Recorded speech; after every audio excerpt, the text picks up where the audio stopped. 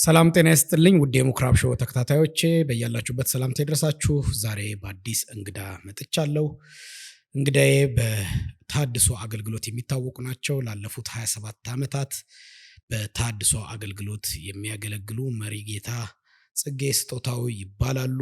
በተለያየ ሚዲያ አስተምሮታቸውና በተሃድሶ ያላቸውን አገልግሎት ሰምተናል። ከ20 ዓመት በፊት ደግሞ ይነጋል የሚል መጽሐፍ ስለ ተሃድሶ አገልግሎታቸውና በዛች ቤተክርስቲያን ስላለው ስለገጠማቸው ስለሄዱበት ጉዞ ያስነበቡበት ክታብ አለ። ዛሬ በወቅታዊ የተለያዩ ጉዳዮች ላወራቸው እንግዲህ አድርጌ ጋብዣቸዋለሁ። ከወንጌል አኳያ ከገጠማቸው ስደት አኳያ ከሚያልፉበት አጠቃላይ ጎዳና የተያዘ እንዲሁም ወቅታዊ በቅርብ ጊዜ በኢትዮጵያ ኦርቶዶክስ ተዋሕዶ ቤተክርስቲያን ተከሰው ለእስር ተዳርገው እንደነበረ በማህበራዊ ሚዲያ ሁላችንም አይተናል።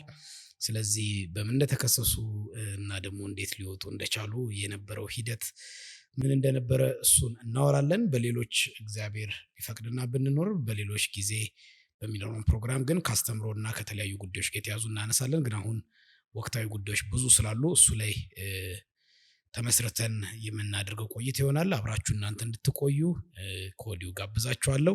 መሪጌታ ጽጌ ስጦታው እንግዲህ ስለሆኑ አክብረው ስለመጡ እግዚአብሔር ያክብርልኝ።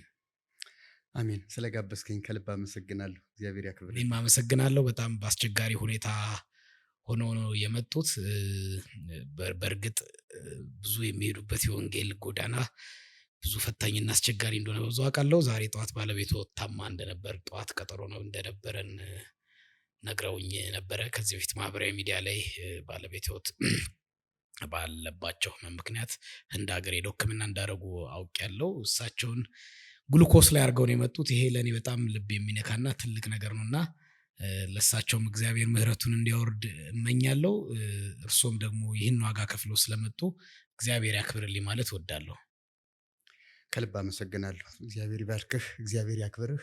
አሜን። እኔም በዚህ ሚዲያ እንግዲህ ለመጀመሪያ ጊዜ ነው ተጋብዤ መልእክት እንዳስተላልፍ እድሉን ስላገኘው አንተም እግዚአብሔር ይባርክ፣ ከልብ አመሰግናለሁ። አሜን። መሪጌታ አስቀድሜ ስገባ እንዳስተዋወቅኩት እንግዲህ ብዙ ወቅታዊና የወንጌል ጉዞቱን የተመለከተ ነው ዛሬ የማደርገው ከእርሶ ጋር ቆይታ። የተለያዩ የሚነሱ ወቅታዊ ጉዳዮች አሉ። ከዛ ደግሞ የወንጌል ጉዞቱን ነው። ወደ ሌሎች ሰፊ ቶፒኮች አልሄድም። የመጀመሪያችን እንጂ የመጨረሻችን እንደማይሆን ስለገመትኩ ነው እንደዛ ትንሽ ኢሹ ላንሳ ያልኩት። ከዚህ ላንሳ ጥያቄ። መሪጌታ ጽጌ ስጦታው የኦርቶዶክስ ተዋሕዶ ቤተክርስቲያን አባል እንደነበሩ አውቃለሁ። ወደዛ እንሄዳለን። ከዛ በተሃድሶ አገልግሎት እንግዲህ ላለፉት 27 ዓመታት አሉ። ወንጌል ግን መቼና በምን ሁኔታ በራሎት? ወንጌል ሲበራሎት የወሰኑት ውሳኔ ምንድን ነው? እዛችሁ ቤተክርስቲያን የተወሰነ ጊዜ ቆይተዋል ወይስ ወዲያው ከዛው ቤተክርስቲያን ወጥቶ በዚህ ሁኔታ እዚህ መቆየት አልችልም ብለው የራስዎትን እርምጃ ወስደዋል? እንዴት ነበር የነበረው የመጀመሪያ ውሳኔ? በትክክል አሁንም ቢሆን ከዚህ ጊዜ ጀመርሁ ለማለት የምቸገርበት ሁኔታ አለ። ነገር ግን ሰፊና ጉልህ ታሪኩ ኮሌጅ ከገባሁ በኋላ በሁለተኛ ዓመት 86 ዓመተ ምህረት ላይ ነው እውነት በራልኝ። ኮሌጅ ማለት የኦርቶዶክስ የኢትዮጵያ ኦርቶዶክስ ተዋሕዶ ቤተክርስቲያን ቅዱስ ጳውሎስ መንፈሳዊ ኮሌጅ ደርግ ቅድስት ሥላሴን ከዘጋ በኋላ እዚህ ለፓርላማ ላይ ሰፓ ጽሕፈት ቤት ድምፅ ረበሸኝ ወይም ደግሞ አልተመቸኝም ብሎ ግቢውንም ሲወርሰው ከዚያ በኋላ እንደምትክ አድርጎ ወደ ወጣ ያለ ኮልፌ ፈጥኖ ደራሽ አካባቢ ወይም ፖሊስ ማሰልጠኛ የሚባለው አካባቢ እዚያ ነው ለቤተክርስቲያኒቱ ማሰልጠኛ ተለዋጭ ሰጣትና ከዚያ ነው ስንማር የነበረ እና 86 ዓመተ ምህረት እንግዲህ ከሌሎች ጓደኞች ጋር መጽሐፍ ቅዱስ ስናጠና ስንማማር ጤናማና ጥሩ መምህራንም ስለነበሩ የሚያስተምሩት ትምህርት እንድናነብ የሚጋብዙን መጽሐፍቶችም መጽሔቶች፣ ጋዜጦችም ለየት ያሉ ስለነበሩ የውጩን ተሞክሮ እነሱ የነበሩበት ያዩትንም ስለሚያስተምሩን እኛስ ለምን የሚል ጥያቄ እየፈጠረብን መጣ።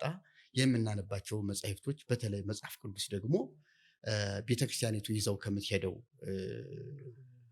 አመለካከትና አስተምሮ ወጣ ያለ እንዲሁም ወደ ፕሮቴስታንቱም ቀረብ ያለ ሆኖ ስናገኘው በትምህርት ቤቱ ጥያቄዎች፣ ክርክሮች ተፈጠሩ እና ያ ትክክለኛውና ሰፊው ጉልህ ታሪኩ ነው ማለት ነው መነሻዬ። የሚገርምህ ግን እኔ በትክክል እንደው የልጅነት እድሜን በትክክል በደንብ የማስታውሰው 71 ዓመተ ምህረት ነው። ከዚያ በታች ወደ ኋላ ያለውን ዝም ብሎ የህፃንነት ነው፣ ከቤተሰብ ያልተለየሁበት ጊዜ ነው። 71 ዓመተ ምህረት ግን ቆሎ ትምህርት ቤት አባቴ አስገብቶኛል። ጎንደር ጣና ቂርቆስ ገዳም 71 ዓመተ ምህረት ላይ ነው እና እዚያ እየተማርኩ እያለሁ ጎንደር ሃይማኖት አበው ነበረ፣ ባህር ዳርም ሃይማኖት አበው ነበረ፣ ማርቆስ ሃይማኖት አበው ነበረ። ትልልቅ ሃይማኖት አበው ጉባኤ አለ። ሃይማኖት አበው ጉባኤ ማለት አሁን የተሐድሶ አካሄድን ሲያንቀሳቅስ የነበረ ማለት ነው። ያሁኑን የተሐድሶን አካሄድ ወንጌል ይሰብካል፣ በጣም ዘመናዊ መዝሙሮችን ይዘምራል፣ ዘመናዊ መሳሪያ ይጠቀማል። ቤተክርስቲያኒቱን ደግሞ እንደ ታሪኳ እንደ ማንነቷ አክብሮ ይዞ ነው የሚሄደው እና የሚጣለው እንዲጣል ጥረት ያደርጋል። የሚያዘው ደግሞ ጠርቶና ተበጥሮ እንዲያዝና እንዲጎላ ያደርጋል። ስለዚህ ሃይማኖት አበው እንደዚህ አይነት አቋም የነበረው ነው። በብፁዕ ወቅዱስ አቡነ ቴዎፍሎስ ፓትርያርክ ሁለተኛ ፓትርያርክ የኢትዮጵያ ማለት ነው፣ በአፄ ኃይለ ሥላሴ መልካም ፈቃድ በሁለቱ 6 ኪሎ ዩኒቨርሲቲ ነው የተመሰረተው። ያኔ ፈረንጆች እየመጡ ለዩኒቨርሲቲው ሚሽነሪዎች ማለት ናቸው። ፈረንጆች ሚሽነሪዎች ማለት ነው ወይ? ሚሽነሪዎች አይደሉም። ሲመጡ ለዩኒቨርሲቲው አስተማሪ ሆኖ ነው የሚመጡት። ሲመጡ ግን ታዲያ ፕሮቴስታንት ሆኖ ነው የሚመጡት። ነጮቹ ፕሮቴስታንቶች ናቸው። ፕሮቴስታንት ሆኖ ይመጡና የሚሽነሪ ስራ ይሰራሉ። ስለዚህ ኦርቶዶክስ ቤተክርስቲያን ውስጥ ነው የሚያስተምሩት። ይኸውልህ 6 ኪሎ ዩኒቨርሲቲ አለ መንግስት ለትምህርት ቤቱ ለዩኒቨርሲቲው ለ6 ኪሎ ከውጭ ሀገር መምህራን ያመጣል። ሲያመጣ እነዚህ የሚመጡት ሚስዮናውያን ማለት እነዚህ ሚስዮን መልእክተኞች ያው እንግዲህ ሌላ ቋንቋ ጥቸለት ነው የዩኒቨርሲቲ አስተማሪዎች መንግስት የሚያመጣቸው ፕሮቴስታንት ናቸው። ፕሮቴስታንት ሆነው መጥተው ወንጌልን ጭምር ለተማሪዎች ይመሰክራሉ፣ ለዩኒቨርሲቲ ተማሪው። ከዚያ አፄ ኃይለ ሥላሴም ብፁዕ ወቅዱስ አቡነ ቴዎፍሎስም ይህንን ሲያዩ ወንጌል ማስተማሩን አልተቃወሙ፣ ትምህርቱ መሰጠቱን አልተቃወሙ። ግን ምንድነው ያደረጉት? ባህላዊ እንዲሆን ማለት ኢትዮጵያዊ መልክ እንዲኖረው አደረጉና እውቅና ሰጡት፣ ፈቃድ አወጡለት። ስለዚህ ሃይማኖት አበው ብለው መሰረቱና ከዚያው ከ6 ኪሎ ዩኒቨርሲቲ እንዲጀመር አድርገው ከዚያ በኋላ በመላ ሀገሪቱ በየአድባራቱ ሁሉ ይሄ ነገር እንዲቋቋም ተደረገ እና በዋናነት ትልልቅ ከተሞች የሚባሉት እንግዲህ በዚያን ጊዜ እነ ጎንደር፣ እነ ደብረ ማርቆስ እንዲሁም ባህር ዳር እኮ ደርግ ነው ከፍ አድርጓት እንደው እዚህ የጣና ባህር ስላጀባት ውበቷ ጣና ስለነበረ ደመቀች፣ ተለይታ ከፋለች እና ማርቆስን አፈዘዘችው፣ ደብረ ታቦርን ዝቅ አደረገችው እንጂ ማርቆስ ነበር አውራጃ ያኔ። ትልቁ ማርቆስ ጎጃም ክፍለ ሀገር ደብረ ማርቆስ ከተማ ነው። ጎንደር ክፍለ ሀገር ጎንደር ከተማ ነው። ደብረ ታቦር አውራጃ ነበር። ባህር ዳርም አስተዳደርና ዝም ብላ እና ከዚያ በኋላ ግን ደብረ ማርቆስ ትልቅ ሃይማኖት አበው ጉባኤ ይካሄዳል። ጎንደር ትልቅ ሃይማኖት አበው ጉባኤ ይካሄዳል። ከዚያ ባህር ዳር ደግሞ ተጀመረ። እኔ እንግዲህ ለጣና ቂርቆስ የኛ የቆሎ ትምህርት ቤት ለባህር ዳር ቅርብ ነው እና የኛ መምህርና የባህር ዳር ጊዮርጊስ መምህር በጣም ቤተሰብ የአንድ አካባቢም ተወላጆች ናቸው። አገው ምድር ናቸው፣ አገው ተወላጆች ናቸው። ግን የኛ መምህርና የባህር ዳሩ የገዳሙ የጊዮርጊስ አስተዳዳሪ በጣም ስለሚቀራረቡ ባህር ዳር መልእክት ሲልኩን ተማሪዎችን እኛን የባህር ዳሩ አስተዳዳሪ ሃይማኖት አበው ግቡና ተማሩ ይሉና ወደ ሰንበት ትምህርት ቤት ወደ ሃይማኖት አበው ያስገቡናል። ከዚያ መዝሙር እንሰማለን። ከዚህ አዲስ ኪዳን መጽሐፍ ቅዱስ ይሰጡናል። ያን አዲስ ኪዳን መጽሐፍ ቅዱስ ጣና ገዳምም እዚሁኛ ከቆሎ ትምህርት ቤታችን አምጥቶ ይሰጡናል። መዝሙር የምትሰሙት የፕሮቴስታንት ነው? መዝሙር የፕሮቴስታንት። አሁን ይገርምሃል፣ አዲስ አበባ መጥቼ ተሐድሶ ከሆንኩ ቤተክርስቲያን ካስወጣችኝ በኋላ በጣም ዘግይቼ ማለት ነው የተስፋዬ ጋቢሶ መዝሙር ሆኖ አገኘሁት እዚያ ስንዘምር የነበሩ እና ኢንጂነር የውዳር የምትባል አንዲት ጥሩ እናት አለችን፣ አገልግሎቱን የምትደግፍ የምትረዳ አንድ ቀን እሷ ኑ ራት ልጋብዛችሁ ከኔ ቤት ብላ ይዛን ስትሄድ ይሄ መዝሙር ተከፈተ። እማውቀው ድሮ 72 71 ዓመተ ምህረት ነው። ኃይላለው ኃይል የሚረታ የነገስታት ንጉስ የጌቶችም ጌታ አሜን ይላል። እንደገዳ ደግሞ አነባለሁ እኔ ሆኜ ወደ ባሻ ቀኑ ተራዝሞብኝ የጌታ የመምጫ ይላል። እንዴ ይህ መዝሙር የጴንጤ ነው እንዴ አልኩኝ። እሷ ስሰማው ምንድን ነው የማን ነው? ተስፋዬ ጋቢሶ። በጣም ዝም አልኩኝ ደንግጬ። እውነቴን ነው ዝም ነው ያልኩት። ያኔ እርሶ የምን ነበር የሚመስሉት? የኦርቶዶክስ ነው። እዚያ ቤተክርስቲያን እኮ ነው የሚዘመሩ። ግን ያው ሙዚቃው ምኑ ይሄ ጴንጤ ነው ይሄ ኦርቶዶክስ ነው የሚል ያመጣብን ማህበረ ቅዱሳን ከተመሰረተ በኋላ ነው እንጂ መዝሙር አጠቃላይ ዝም ብሎ ነው የሚሰማው። መዝሙር ፓስተሩን መጥቶ ቢያስተምር እንሰማለን፣ ችግር የለም። እንዲሁም ፓስተሮች ይመጡ ነበር። ሃይማኖት አበው አዲስ አበባ እንኳን ቤተ ክህነት ተከፍቶ ፓስተሮች እየመጡ ያስተምሩ ነበር። ዘመናዊ መሳሪያ እንደ ጉድ ይዘመርበት ነበረ። ከበሮ ጸናጽሉ እንዳለ አብሮ ሰባዎቹ ላይ ነው የሚሉኝ። እንደዛ ሰባዎቹ ላይ ነው የሚሉኝ። አዎ ሰባዎቹ ላይ እስከ 90 ዓመተ ምህረት ድረስ እኛ እስክንወጣ ድረስ ኦርቶዶክስ ቤተክርስቲያን ውስጥ ስብከት የፕሮቴስታንት መዝሙር ያን ያህል ከማህበረ ቅዱሳን በፊት እንትን ነው እንደ ቤተክርስቲያኒቱ የዜማ አካል ሆኖ ይዘመር ነበር። በቃ አማርኛ ያመጣው መዝሙር ተብሎ ነው። የአማርኛ መዝሙር ተብሎ ነው የሚዘመረው እንጂ የጴንጤ የሚባል ነገር የለም። እና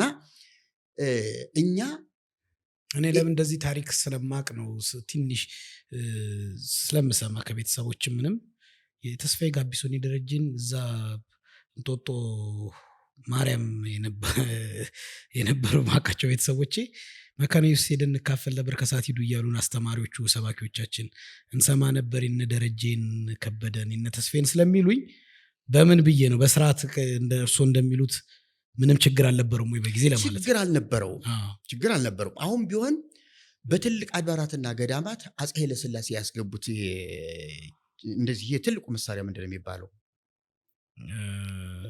ጠረጴዛ የሚያክል ፒያኖ ነው። ረጅም በጠረጴዛ ላይ የሚይዘው እሱ መሳሪያ ቅድስት ሥላሴ ካቴድራል አለ። አሐዱ አብ ቅዱስ ሲባል ፒያኖ ማለት ነው። አዎ እሱ ይዘመርበታል ማለት ይሄ አሐዱ አብ ቅዱስ ሲባል ቅዳሴ ሲቀደስ ባለሙያ ሂዶ ይዘምርበታል። እነ ኪነ ጥበብ እነ እንግዳቸሩ እነ መርጌታ ፀሐይ እኮ በዘመናዊ መሳሪያ ነው መዝሙር ሲያወጡ የነበረው። ኪነ ጥበብ ዲያቆን ኪነ ጥበብ ወልደ ቂርቆስ እሱ እኮ የመጀመሪያው መዝሙር እኮ በዘመናዊ መሳሪያ ነው። ፕሮቴስታንቶቹ በሚያወጡበት ዘመናዊ መሳሪያ እኮ ነው መዝሙሩን ያወጣው። እነ መርጌታ ፀሐይ እኮ በዘመናዊ መሳሪያ እኮ ነው መዝሙራቸውን ያወጡት። ከበሮ የሚባል አልተጠቀሙ። ዲያቆን እንግዳቸሩ ከበሮ የሚባል አልተጠቀመም። ዘመናዊ መሳሪያ ነው። እስከዚህ ጊዜ ድረስ ቤተክርስቲያኒቱ ዘመናዊ መሳሪያ ትጠቀም ነበር። ማህበረ ቅዱሳን መጣና ሁሉን ነገር እርኩስና ቅዱስ አድርጎ ለየው። መቼ ነው ማህበረ ቅዱሳን የመጣው? ሃይማኖተ አበው ከተመሰረተ ሜቢ 1 ዓመት ወይ 2 ዓመት በኋላ እዛው ሰባዎች ውስጥ ማለት ነው። አዎ እንደዛ አካባቢ ነው። 80ዎቹ ወደ 80ዎቹ ገብተናል እንጂ ሰባዎቹማ አይደለም። አቡነ ገብርኤል አቡነ ቴዎፍሎስ ያወጡት ማህበረ ቅዱሳን እሱማ ቆይቷል። ይኸውልህ ማህበረ ቅዱሳን እኮ የተመሰረተው አቡነ ገብርኤል እንዲሁም እኮ ብፁዕ አቡነ በርናባስ አሁን አሜሪካን ሀገር ያሉት እነሱ ጭምር እኮ አሉበት። ማህበረ ቅዱሳን ሲመሰረት በጣም የተበታተነ ማህበር ነበረ። ሰብስበው ማህበረ ቅዱሳን ይሁን ብለው እና አቡነ ገብርኤል በቃ እንደዚህ ተመሩ ብለው አደራጇቸው። ከዚያ በኋላ አቡነ ጳውሎስ ናቸው ፈቃድ የሰጧቸው። በአቡነ ጳውሎስ ነው ፈቃድ ያገኙት። በኢህአዴግ ጊዜ ማለት ነው። በኢህአዴግ ጊዜ በጣም ቆይቶ እንዲያውም ፈቃድ አይሰጣቸውም። ምንድን ነው ዓላማቸው ተብሎ የማህበረ ቅዱሳን ከዛ በኋላ ነው የፕሮቴስታንት መዝሙር ምን እየተባለ የታድሶ። ከዚያ በኋላ ሃይማኖተ አበው ብልጫ አሳየ። ህዝቡን እንዳለ ወሰደው። እሁድ እና ቅዳሜ ሰንበት ትምህርት ቤት ነበር የሚካሄድ የነበረው በየደብሩ። ሃይማኖተ አበው ቅዳሜ ጀመረ። ቅዳሜ ጀመረ ያደረገው ለምንድን ነው? እሁድ በየደብሩ ሰንበት ትምህርት ቤት እንዲካሄድ። ምክንያቱም እዚህ ሃይማኖተ አበው ቤተ ክህነት ከጀመረ ሰንበት ትምህርት ቤቱ እዚያ ይዳከማል። ወጣቱ እንዳለ እየዘጋ ወደዚህ ይመጣል። ስለዚህ እዚያ እንዳይዘጋ ቅዳሜ ይሁን ሃይማኖተ አበው ተብሎ ወደ ቅዳሜ እንዲደረግ ተደረገ። ቅዳሜ ሲደረግ ቅዳሜም እኮ ሰንበት ትምህርት ቤቱ ነበረ። ቅዳሜ ነው፣ ሁለቱም ቀን ነበረ ሰንበት ትምህርት ቤት በየደብሩ የነበረው። ወጣቱ ቅዳሜን ዘጋና ወደ ሃይማኖተ አበው መጣ። እሁድ ብቻ ሃይማኖተ አበው እሁድ የለውም። እሁድ በየሰንበት ትምህርት ቤቱ ፕሮግራም እንዲቀጥል ተደረገ። አሁን ሃይማኖተ አበው ማህበረ ቅዱሳን ተብሎ ከተደራጀ በኋላ ሰው አጣ። ሲያየው ሃይማኖተ አበው የቦታ ጥበት፣ መጨናነቅ፣ የህዝብ ማዕበል፣ ማህበረ ቅዱሳን ብሎ ተመስርቶ ኮሰሰ፣ በጣም ተዳከመ። ከዚያ በኋላ ህዝቡን የሚያገኝበትና የህዝቡን ስነ ልቡና የሚሰርቅበት መንገድ ልክ እንደ አቤሴሎም የተጠቀመው ምንድን ነው? ሌላ የተንኮል አካሄድ ነው። ይሄ የመናፍቃን ነው። መጽሐፍ ቅዱስ የሚለው ይሄንን ነው። ዳዊት በመዝሙር ያስቀመጠልን ይሄንን ነው። ህግ አደረገው። ዳዊት በመዝሙር የዘመረበትን ያንን በመዝሙር በዋሽንት በእንትን በበገና በመለከት እግዚአብሔርን አመስግኑ ብሎ የደረደራቸውን የቤተክርስቲያን ዶግማና ቀኖና አድርጎ አቀረበው፣ አስመሰለው። ያኮ የቤተክርስቲያን ዶግማና ቀኖና አልነበረም ሲጀመር። ዳዊት በወቅቱ ቴክኖሎጂ በሰጠው ነገር ተጠቀመ፣ ያንን ዘረዘረ። በገና ቢኖርለት እኮ ዳዊት ይህንንም ያስገባው ነበረ። ሌላም ይሄ ጃዝና ሌላም ቢኖርለት እኮ በዚህ ማመስግኑት ይል ነበረ። ዳዊት እግዚአብሔርን ለማመስገን የትኛውም ነገር ለመጠቀም ዝግጁ ነው። እና ማህበረ ቅዱሳን ግን ምንም የማያውቀውን ህዝብ ለማደናገር እድል አገኘ። ከዚያ በኋላ ህዝቡ ደነገጠ። ይሄ ነገር ጴንጤ የሚዘምርበት አይደለም። ልክ ነው። ማህበረ ቅዱሳን ሃይማኖተ አበው ጋር ጦርነት። ከዚያ በኋላ ማህበረ ቅዱሳን ወንጌል ሲያጣ ድንጋይ ዱላ ማንሳት ጀመረ፣ ማሳደድ ጀመረ። ደግሞ ወንጌል የገባው ሰው ደግሞ ወንጌል እንዳልገባው ዱላና ድንጋይ ያነሳ። ሲመቱት ልማት አይልም፣ ሲገፉት መገፋት ሆነ። በቃ ሲያሳድዱት መሳደድ ሆነ፣ ውጣ ሲሉት መውጣት ሆነ። በቃ የወንጌል ባህሪው ነው እያለ መገፋት ጀመረ። እርሱ ያኔ ወንጌል በራሉት እዛው ተቀመጡ። እኔ ያኔ መንፈሳዊ ኮሌጅ ገብቻለሁ። እኔ መንፈሳዊ ኮሌጅ ገብቼ እውነት በርቶልኝ የጳውሎስን የኮሌጅ ተማሪ ከብፁዕ አቡነ መርሐ ክርስቶስ ጋር በትምህርት ቤቱ ሚኒባስ እየሞላሁ አመጣ ነበር ለሃይማኖተ አበው። እነ ግርማ በቀለ ምስክር ናቸው። ስለዚህ ሃይማኖተ አበው ታድሶ ነበር ማለት ነው። ታድሶ ነው። ይኸውልህ ታድሶ የሚል ስም አልተሰጠውም እንጂ ታድሶ የሚለውን ስም እኮ ትንሽ ዘግየት ብሏል። ኦርቶ ጴንጤ፣ ዝም ብሎ መናፍቅ፣ ከሃዲ ማለት ነው። መናፍቅ ማለት በቃ አይደል ከፍሎ ግማሹን የሚያምን ግማሽ እውነት የሚያምን ግማሽ እውነት ግማሽ የሚክድ ከፍሎ የሚያምን ማለት ነው መናፍቅ ማለት። እንደዛ አይነት ስም ነበር ሲሰጡን የነበረ። ከዚያ በኋላ ነው ድንገት እንዲያው ከየት እንደመጣ ሳይታወቅ የፕሮቴስታንቱን ይመስለኛል ይሄ ሪፎርምድ ቸርች የሚለውን ወደ አማርኛ አምጥተው ተሐድሶ እንደ ሉተር፣ ይሄን ደግሞ የኢትዮጵያ ተሐድሶዎች ብለው ስሙን አመጡት። እና በጊዜው እኛ ተሐድሶ ሲሉን ሐሳቡ ትክክል ስለሆነ አልተቃወምን ማለት አቋማችን ነው እንደዚህ አይነት እዛው ኦርቶዶክስ ውስጥ ነው 86 ዓመተ ምህረት ጀምሮ በቃ እነዚህ ተሐድሶዎች ናቸው ተባለ። እንደዛ መሆኑ ሲታወቅ ምን ገጠሙት? የገጠሙት ስደት መከራ እዛው ውስጥ ያለው እዚያ ላይ ስደት አልገጠመኝም። እንዲያውን እኔ በጣም ደፋር ነኝ፣ ትንሽ ቁጡ ነኝ፣ ወደ ጠብ አመራለሁ። ከዚያ ይልቅ እነ ግርማ በቀለ እነ እንግዳቸሩ ሌሎችም አሁን ስም ማልጠራ በቤተክርስቲያን ውስጥ ያሉ እያገለገሉ ያሉ ማልጠራቸው እነሱ ትንሽ ፈተና ገጥሟቸው ነበረ። ለዘብተኞች ናቸው። አሁን ወደ ተሐድሶ መጥቶ እንደገና ቤተክርስቲያኒቱን ይቅርታ ጠይቆ ሄዶ የገባ እንደ አይመር የሚባል አለ። እኔ 2ኛ ነው 3ኛ ዓመት እያለሁ እሱ 1ኛ ዓመት ገባ። በአመቱ ተሐድሶ ሆኖ ተባሮ 1 ዓመት ተቀጣ። ንስሐ ግባ ተብሎ 1 ዓመት ተቀጥቶ በአመቱ ነው እንደገና መጥቶ ኮሌጅ ያቋረጠውን ትምህርት መጀመር የቻለው። እና ከኔም ፈጥነው ተሐድሶ ተብለው ከትምህርት ቤት የታገዱ ነበሩ። እነ ቀሲስ መላኩ ባወቀ ከትምህርት ቤት ተባረሩ እስከ ወዲያኛው። አሁን አሜሪካን ሀገር እንግዲህ ምናልባት ከሰሞኑ ልጁ ፕሮቴስታንቶቹን እዚያ ሃዋርድ ዩኒቨርሲቲ ላይ ክርክር ገጥሞ አሸነፈ፣ ረታ በቅዱስ ቁርባኑ አካባቢ ላይ የሚል በጣም ሚዲያውን ሁሉ ያጣበበ አንድ ሚዲያ ነበረ።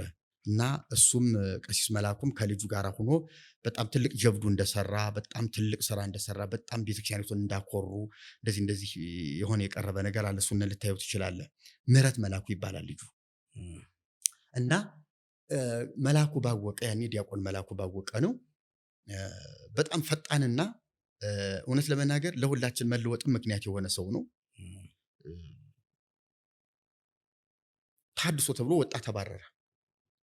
ምን ልል ፈልጌ ነው? መረዳታችን እኩል ነው፣ እኩል አካሄድ ነው ያለን።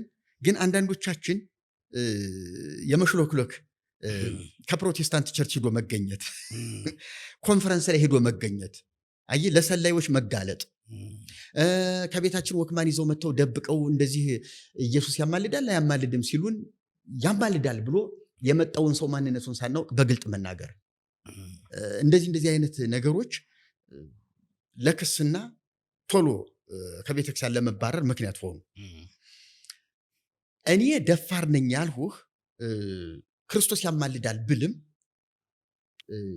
እንደዛ ያጋለጠኝን ሰው አሳድጄ አናቱን ለማለት ዝግጁ ነበሩ። እንደዛ አይነት ህይወት ነበረኝ። ምክንያቱም በኋላ ነው የወንጌል ተልእኮ እሱ አይደለም የሚል በቃ ጭልጥ ያለ ወንጌል ሲገባኝ ለመሰደድ እንጂ ለማሳደድማ በፍጹም መሆን የለበትም ብዬ ራሴን የቀየርኩት እንጂ እንደዛ አልነበርኩም። እኔ እኮ ያሻገረኝን እኮ ኮሌጅ እኮ ከትምህርት ቤቱ ከክላሱ ያሻገረኝን ከፍቼ ሰማ ነበረ መዝሙር። አዎ ያሻገረኝን በደል ያወጣኝ በደንብ ሰማ ነበረ። ጨለማዬን ጌታ እያበራ ሰማ ነበረ። ከዚያ አንዳንድ አክራሪዎች ትምህርት ቤቱ ረክሷል ከጽጌ ጋር አንማርም ብለው የትምህርት ማቆም አድማ፣ የምግብ ማቆም አድማ ምናምን ብለው ከጳጳሱ ሁሉ ከሰውኛል። የከሰሰኝንና አድማ ቅስቀሳ ያደረጉትን አሁን አቡነ ኤልያስ ተብለው 40 ምንጭ ናቸው፣ ጳጳስ ናቸው። አሁን ያኔ አባ ቶማስ ነው የሚባሉ። ከዶርማቸው ተከትዬ ሄድኩና እኔ አልኋቸው ጽጌ አይደለሁም፣ አበይ ማዶ ጥየው የመጣሁትን አስማትና ድግምት ይዤ መጥቼ እሶትን 4 ኪሎ ጨርቆትን አስጥዬ ካላሳበድሁት እኔ አይደለሁም፣ እርሶትን አሳብጄ ነው እዚህ ኮሌጅ መማር የምችለው። እንተያያለን አልኳቸው። ውሸቴን እኮ ነው፣ እውነት ለመናገር የለኝም። ያኔ ወንጌልም ገብቶታል፣ ወንጌልም ገብቶኛል፣ አላደርገውም። ግን በጣም የለህ ንግግር ነው። ሰውየው ከበስተጀርባ ባግራውንዳቸው ጥሩ ህይወት እንደሌለው በኋላ ሰማሁ። ከእግሬ ስር ወድቀው ወዲያው ያኔ እዚያ ስናገር ከዶርማቸው ከእግሬ ስር ወድቀው ጽጌ በቃ ትቻለሁ፣ ይቅር በለኝ፣ እንደፈለገህ ሁንበት፣ እንደፈለገህ ሁን፣ የፈለገህን በል፣ አይመለከተኝም፣ አያገባኝም ብለው ይቅርታ ጠየቁ። ከዚያ በኋላ ሀገር ሰላም የፈለኩበት እንደፈለኩት እናገረ የፈለኩትን መካነ ኢየሱስ ፒያሳ መጽሐፍ ቤት ሂጄ የፈለኩትን መጽሐፍ እና አለሙ ቢፍቱ እነ ተስፋዬ ጋቢሱ አይደለም እነ ዶክተር መለሰ ወጉ የጻፏቸውን እነዚህ እነ ማን ነው ደግሞ የቤተክርስቲያን ታሪክ ብሎ የጻፈ ዮሐንስ ሳልቤት እነሱ የጻፏቸውን የትርጉም መጽሐፍቶች መጽሔቶችን የዶክተር መለሰ ወጉን ትራክቶች ስሜት ያለ ቦታው መጽሐፍ እነሱን እየወሰድኩኝ ከትምህርት ቤት ነበር ማደል። ጽጌ መጽሐፍ ምን አመጣ ዛሬ ይለኛል ተማሪው ሄዶ ማምጣት እየፈራ ጽጌ ምን አመጣ ይለኛል ዛሬ። ምክንያቱም ምን ስቆጣ ነገረኛ እንደሆንኩ ስለሚያውቁ ማንም አይቃወመኝም ነበረ። ግን ጠቀመኝ እውነት ለመናገር። ከዛ ለምን ወጡ? ከዛ እንዴት ወጡ? ለምን ወጡ? ከዚያማ የወጣሁት እንግዲህ ተመረኩ ኮሌጅ እንዳንመረቅም እኮ ተብሎ 17 ተማሪዎች ታድሶ ናቸው እንዳይመረቁ ከኛ ጋር ተብሎ እኮ ሪፖርት ቀርቦብን ነበር፣ ክስ ቀርቦብን ነበርና ከዚያ ላይ ምንድነው የተፈጠረ መሰለህ? አቡነ ጳውሎስ ጥሩ አባት ናቸው፣ መረቁ። ምንም በቃ አሁን ወደዚህ ዝርዝር ብዙ አልገባም፣ ግን መረቁን። በቃ ገሌው ገሌ የለም ተማሪ ነው። እንዲያውም የሚፈለጉት እነሱ ናቸው። ለውጥ ያላመጣ ተማሪ ምን ተማሪ ይባላል? ለውጥ ማምጣት ኮሌጅ ገብቶ እግዚአብሔር የለም ማለት መብቱ ነው። ስለዚህ እግዚአብሔር አለ ብሎት መምህር ማስረዳት ደግሞ ግዴታው ነው። ስለዚህ ተማሪ መጠየቅ አለበት። መልስ ካጣ መካድም መብቱ ነው። መልስ የሚሰጠው መምህር ካጣ ኮሌጅ እኮ የተከፈተው ለዚህ ነው። ተማሪ እስከ ጥግ ድረስ ሄዶ መማር፣ መጠየቅ፣ መመራመር ግዴታው ነው እና ተጠቅሎ ሊወጣ ነው እንዴ ዝም ብሎ ብለው አቡነ ጳውሎስ በጣም እንትን አደረጉ። ከዚያ በኋላ ያው በሳቸው ተጽዕኖ በብፁዕ አቡነ መርሐ ክርስቶስ ተጽዕኖ ተመረቅን። ጎፋ ገብርኤል ካቴድራል ተመደቡ። ጎፋ እዚህ ቄራ ስመደብ ምንድነው የተፈጠረው? እንዳልኩህ ደፋር ነኝ፣ በትምህርት ላይ አልደራደርም። ራዕይ 12 የተጠቀሰችው ሴት ማርያም አይደለችም አሉ። ዘበነ እኮ ማክሰኞ ነው መሰል እየመጣ እዚያ ያስተምር ነበር። እሱ ደግሞ ያኔ ሁለተኛ ዓመት ምናምን ኮሌጅ ይማር ነበር። ቅድስት ሥላሴ ተከፍቷል ያኔ። ራዕይ 12 ማርያም ናት ይላል ዘበነ። ያሳደዳት አውሬው ነው ፕሮቴስታንት ነው ይላል። 666 ፕሮቴስታንት ነው ይላል።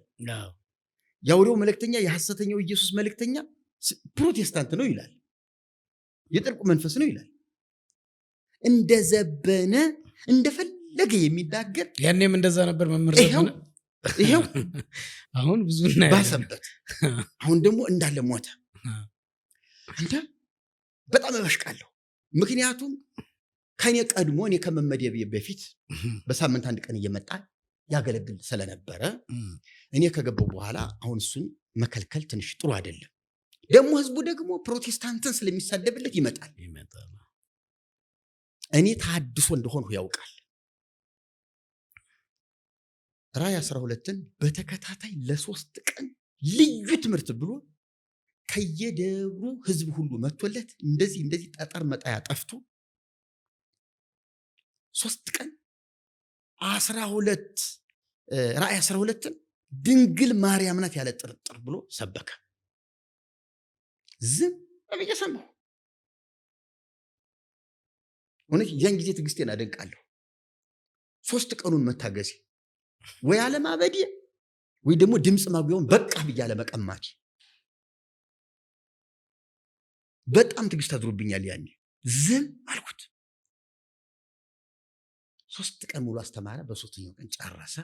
ልክ በሌላ ርዕስ እመጣለሁ ብሎ ድምፅ ማጉያውን ለፕሮግራም መሪው ሲሰጠው አንዴ ስጠኝ አልኩና ድምፅ ማጉያውን ተቀበልኩ። መምህር እግዚአብሔር ይባርክህ፣ ራዕይ 12 ድንግል ማርያም ናት። አሳዳጁ ማን እንደሆነ ተሳዳጁ ማን እንደሆነ እንግዲህ ራዕይ 12ን መሰረት ባደረገ ትምህርት አስተምሮናል፣ ሰምታችኋል ሁላችሁ። እኔ ደግሞ ይህንኑ ትምህርት ራሱን ራዕይ 12ን 3 ቀን ይፍጅ 2 ቀንም ወይም 4 ቀን ይፍጅ ለየት ባለ መንገድ አስተምራለሁ፣ አንድ ሰው እንዳይቀር። ዘበነን የሰማችሁ ሁሉ አንዳችሁም እንዳትቀሩ ብዬ ጋበዝኩኝ።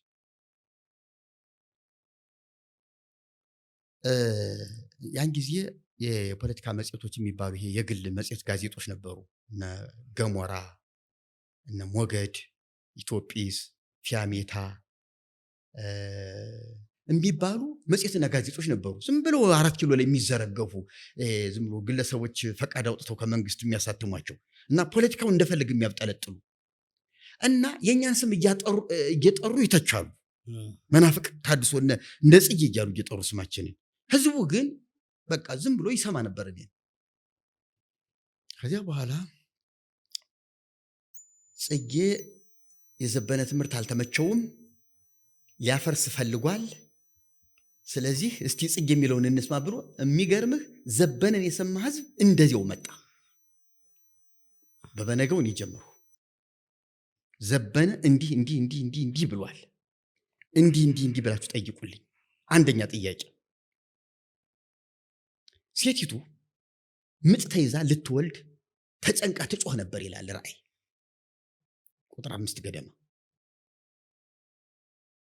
ሴቲቱ ምጥ ተይዛ ልትወልድ ተጨንቃ ትጮህ ነበር። እንደ ኦርቶዶክስ ቤተክርስቲያን አስተምሮ ከሆነ ይሄን እንግዲህ እኔ አሁን የዘበነን ትምህርት ለማፈስ የተጠቀምኩበት ዘዴ ነው። እንደ ኦርቶዶክስ ቤተክርስቲያን አስተምህሮ ድንግል ማርያም ስትጸንስም ስትወልድም ምጥ አልተሰማትም። ምንም የተሰማት ነገር የለም። በተለይ ስትወልድ ድንግልናዋም አልተወሰደባትም። ድንግል ሆና የወለደችው ልክ ላብ ከሰውነት ሲወጣ እንደማይታወቅ፣ ሰውነታችን ቀዶ እንደማይወጣ፣ የወጣበት እንደማይታወቅ እንዲሁ የጌታ መወለድ ከድንግል ማርያም እንዲሁ ነው ብላ ነው ቤተክርስቲያኒቱ የምታምነው። ወወለደት ዘእንበለ ጻዕር ወሕማም የሚል ድርሰት ሁሉ አለ። ያለ ሕማም ያለ ምጥ ወለደችው ነው የሚለው። ዘበነ ግን ማርያም ናት ካለ ራእይ 12 ያለችውን ሴት ማርያም ናት ካለ ድንግል ማርያም አምጣ ተጨንቃ ጌታን እንደወለደችው ያምናል ማለት ነው። ዘበነን ጠይቁልኝ አልኳቸው። ሁለተኛ በማቴዎስ ወንጌል ምዕራፍ 2 ቁጥር 14 ገደማ ጀምሮ ሄሮድስ ሕፃኑን ሊገድለው ይፈልገዋልና ሕፃኑንና እናቱን ይዘው ወደ ግብፅ ሽሽ ተብሎ ለዮሴፍ በመላኩ ተነግሮት ዮሴፍ ሕፃኑንና እናቱን ይዞ ወደ ግብፅ ሂዷል። ሄሮድስ እስኪሞት ድረስ እዚያ ቆይ እስክነግርህ ተብሏል። ልብ በሉ። እንደውም በኦርቶዶክስ ቤተክርስቲያን አስተምህሮ ዮሴፍ፣ ድንግል ማርያም፣ ሰሎሜም የምትባል ስንቅ የተሸከመች ሴት አገልጋይ አብራ ነበረች። አልፎ አልፎ ሕፃኑን በመያዝ የምታግዝ። እንደገና ድንግል ማርያም የተጫነችባት አህያም ነበረች። ስለዚህ ከአህያይቱ ጋራ ዮሴፍ፣ ድንግል ማርያም፣ ሕፃኑ ኢየሱስ፣ ሰሎሜ የሆነው 4 ቤተሰብ ከእንስሳይቱ ጋር አብረው ተሰደዋል። በቤተክርስቲያኒቱ አስተምሮ ማቴዎስ ላይ የምናየው ግን ሕፃኑንና እናቱን ይዘኪር ነው የሚለው 3 ቤተሰብ እንደተሰደዱ እናውቃለን። ራእይ ላይ የምናየው ደግሞ የተለየ ታሪክ ነው። ሴቲቱ ሕፃኑን ወለደች። ራእይ ላይ ሕፃኑ ሲወለድ የሚወለደውን ሕፃን አውሬው ሊበላ በሴቲቱ ፊት ለፊት ቆሞ ነበረ። ሕፃኑ ግን ወደ እግዚአብሔርና ወደ ዙፋኑ ተነጠቀ። ሴቲቱ ደግሞ ወደ በረሃ ሸሸች። ይህንን የድንግል ማርያም ስደት ነው ካል ማቴዎስ ውሸታም ነው ማለት ነው። መልአኩም ውሸታም ነው ማለት ነው።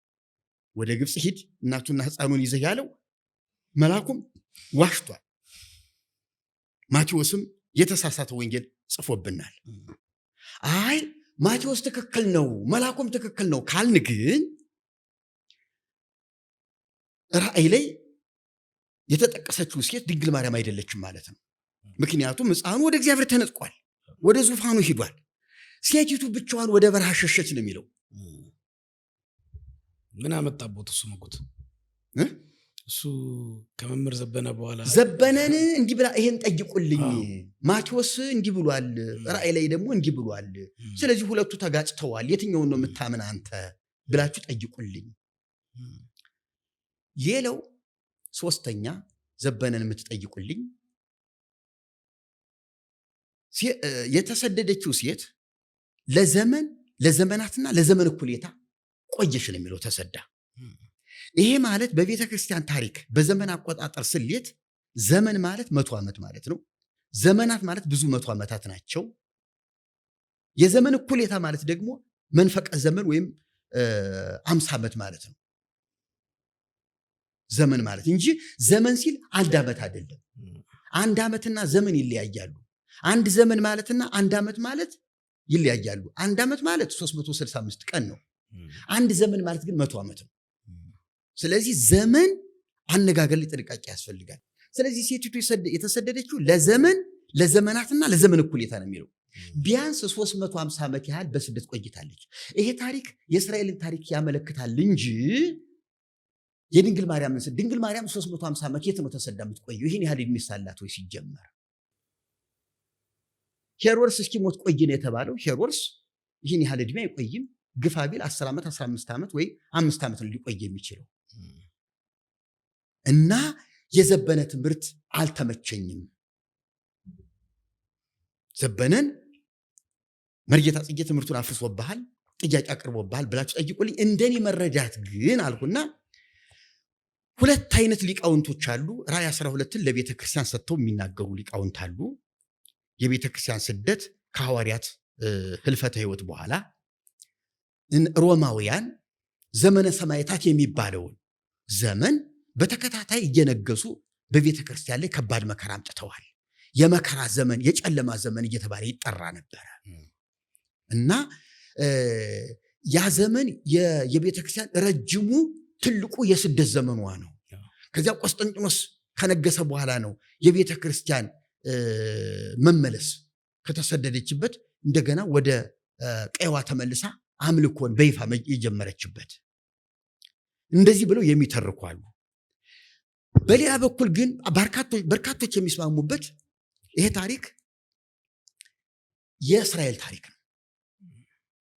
የእስራኤል ታሪክ ነው እና ኢየሱስ ክርስቶስ ከቤተ እስራኤል የመገኘቱ ምልክት ምሳሌን ማስረጃ ነው። ሴቲቱ ወለደችው የሚለው በሴቲቱ በቤተ እስራኤል የመገኘቱ ታሪክ ነው። እስራኤል ደግሞ የተሰደደችና በመከራ ውስጥ ያለፈች እስራኤል ናት። ስለዚህ ታሪኩ የእስራኤል ነው ተብሎ ነው በቤተ ክርስቲያን ታሪክም ራሷ ቤተ እስራኤልም የምትተርከው የራሷ ትረካላት። የእስራኤል የመከራ ዘመን እያለች 2 እና 3 የመከራ ዘመን እንደገጠማት የምትተርከዋላት እና ይህንን የቤተ ክርስቲያን ሊቃውንት ያምናሉ፣ የሚተርኩት ይሄ ነው። ለድንግል ማርያም ግን ፈጽሞ አይሆንም ብያለሁ። ይህን ስናገር ለጊዜው ህዝቡ ተደናገጠ። እንዴ መርጌታ ጽጌ ያለውም እኮ ትክክል ነው ወደሚል መጣ። ዘበነ በዚያው ቀረ። እናንተ ደብረ መምጣት እችን ጥያቄ መመለስ ከበደው። በቃ ከመናፍቅ ጋር አልጨቃጨቅም አልመጣም ብሏቸው ቀረ። ከዚያ በኋላ እኔ ክርስቶስ አማላጅ እንደሆነ ሊቀ ካህናት እንደሆነ በእርሱ የሚያምን ሁሉ ካህን እንደሆነ አዋልድ መጻሕፍት ድርሳናት ገድላት ስህተት ያለባቸው እንደሆኑ እዛው ቤተክርስቲያን እያሉ መድረክ ላይ ሰብክ ነበረ። መድረክ ላይ ሰብክ ነበረ። ለምን መሰለህ እኔን የሚጠቅመኝ ግዕዝ ጠቅሳለሁ። በአብዛኛው ግዕዙን ጠቅሼ ወደ አማርኛ ስተረጉመው ህዝቡ ደግሞ ለግዕዝ ቋንቋ አክብሮት ስለሚሰጥ በቃ እኔ ሳልሆን ግዕዙ ያለው ነው። ስለዚህ መጽሐፍት ሁሉም ነው ስህተት ናቸው ብለው የሚያምኑት ወይስ ሁሉም ከመጽሐፍ ቅዱስ የተጣረሱ ስህተት ናቸው ብለው ነው የሚያምኑት? እዛም እያሉ አሁንም ያሉት አቋም ይኸውልህ፣ አሁንም ያለኝ አቋም ያንም እውነት ገብቶ ሳለ ያለኝ አቋም አዋልድ በቤተ ክርስቲያኒቱ ውስጥ ያሉ አዋልድ መጻሕፍቶች ለኢየሱስ ክብር የሚሰጡ አይደሉም። ጥቂት አረፍተ ነገር እውነት ስለተገኘባቸው ብቻ ታርመው ያልቃሉ ማለት አይደለም። እውነት ለመናገር ታርመው የሚያልቁ አይደለም። በቃ ስለዚህ በጣም ገድሉ ከልክ በላይ የተጋነነ ከክርስቶስ በላይ ከቤዛነቱ በላይ የሌሎች ሰዎች ገድል ማለት ነው። የሌሎች ሰዎች ገድል የሌሎች ቅዱሳን ተብሎ የሚከበሩት የመላእክትም ቢሆን በጣም የሚገርም የተጋነነ እጅግ በጣም ጸረ ወንጌል የሆነ ትርክት ነው ያለው እና ይሄ ነገር ታርሞ የሚያልቅ አይደለም። መላእክትን እናውቃቸዋለን፣ በስም የተጠቀሱትን ቅዱሳን መላእክትን መጽሐፍ ቅዱስ እንዳከበራቸው በስም ያልታወቁ በርካታ መላእክት እንዳሉ እናምናለን። እነዚህ መላእክት ለእግዚአብሔር ክብር የተፈጠሩ ናቸው፣ ለሰው አገልግሎት የተሾሙ ናቸው። ከዚያ በተረፈ ግን ለሰው ቤዛ ሊሆኑ፣ ለሰው አማላጅ ሊሆኑ፣ አስታራቂ ሊሆኑ፣ የሰውን ወደ እግዚአብሔር አጀንዳ ይዘው የሚያመላልሱ አይደሉም። ከእግዚአብሔር ወደ ሰው ይላካሉ እንጂ ከሰው ወደ እግዚአብሔር የሚላኩ አይደሉም። ስለዚህ ቅዱሳን ሰዎችም በሕይወት እያሉ ይጸልያሉ፣ ይማልዳሉ፣ ከእግዚአብሔር ጋር ያስታርቃሉ። ከሞቱ በኋላ ግን አረፉ፣ በቃ አለቀ የሚል አቋም ነው ያለኝ እና በገድላቱ በድርሳናቱ ላይ እጅግ ከባድ የሆነ አጸያፊና አስነዋሪ ስህተት አለ። ይህን እንግዲህ በሚዲያችን በራሳችን ሚዲያ በተደጋጋሚ እየገለጥ ነው። በተደጋጋሚ ምንኩስና ራሱ ጸረ ወንጌል ነው። መንኩሰ ትድናለህ የሚለው አስተምሮ የክርስቶስን ደም የሚገዳደርና ከንቱ የሚያደርግ ነው። አንድ ሰው በኦርቶዶክስ ቤተክርስቲያን ለነፍሴ ምን ላድርግ ሲባል በቃ እንግዲህ መንኩስና ለነፍስህ መልካም ስራ ነው የሚባለው። ስለዚህ ዓለምን ትተህ ሄደ ማለት ነው። ዓለምን ትተህ ሄደ ከዓለም በመራቅ በቃ ቆብ ይደፋል፣ ይመነኩሳል። ከቤቱም ቢሆን ተቀምጦ በራስ ስራ ብቻ ለመስራት መልካም ስራ እየሰራ የሚያበለውን እያበላ እያጠጣ ከሆነ ከቻለ ገዳም መሄድ፣ ከዛ ጥራጥሬ እየበላ አፈር ላይ አመድ ላይ እየተኛ መኖር ለነፍሱ የሚሰገደውን እየሰገደ የሚጸለየውን ድርሳን ገድል እየጸለየ። ስለዚህ እንደዚያ ነው ጽድቅ የሚገኘው ብላ ነው ቤተክርስቲያኒቱ። ትልቁ ጽድቅ ገዳም ገብቶ መንኩሶ በዚያው መቅረት ነው። ስጋዬን ለአራዊት ነፍሴን ለመንግስተ ሰማያት ነው ትልቁ መፈክሯ።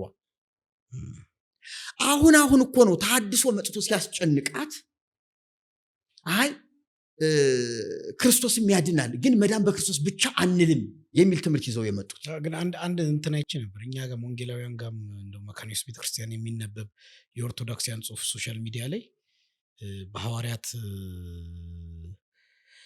አስተምሮና ስርዓት ላይ እንደሚያምኑ በጌታ ኢየሱስ ክርስቶስ አዳኝነት ብቻ የምታምን ቤተክርስቲያን እንደሆነች እንደዚህ ነገሮችን ስቴት የሚያደርግ የእምነት አቋም ወይ አዋጅ ጽሁፍ የራሳቸው የኦርቶዶክስ ቤተክርስቲያን ዌብሳይት ላይ ሶሻል ሚዲያ ላይ ሲንቀሳቀስ ቅርብ ጊዜ አይቼ ነበረ።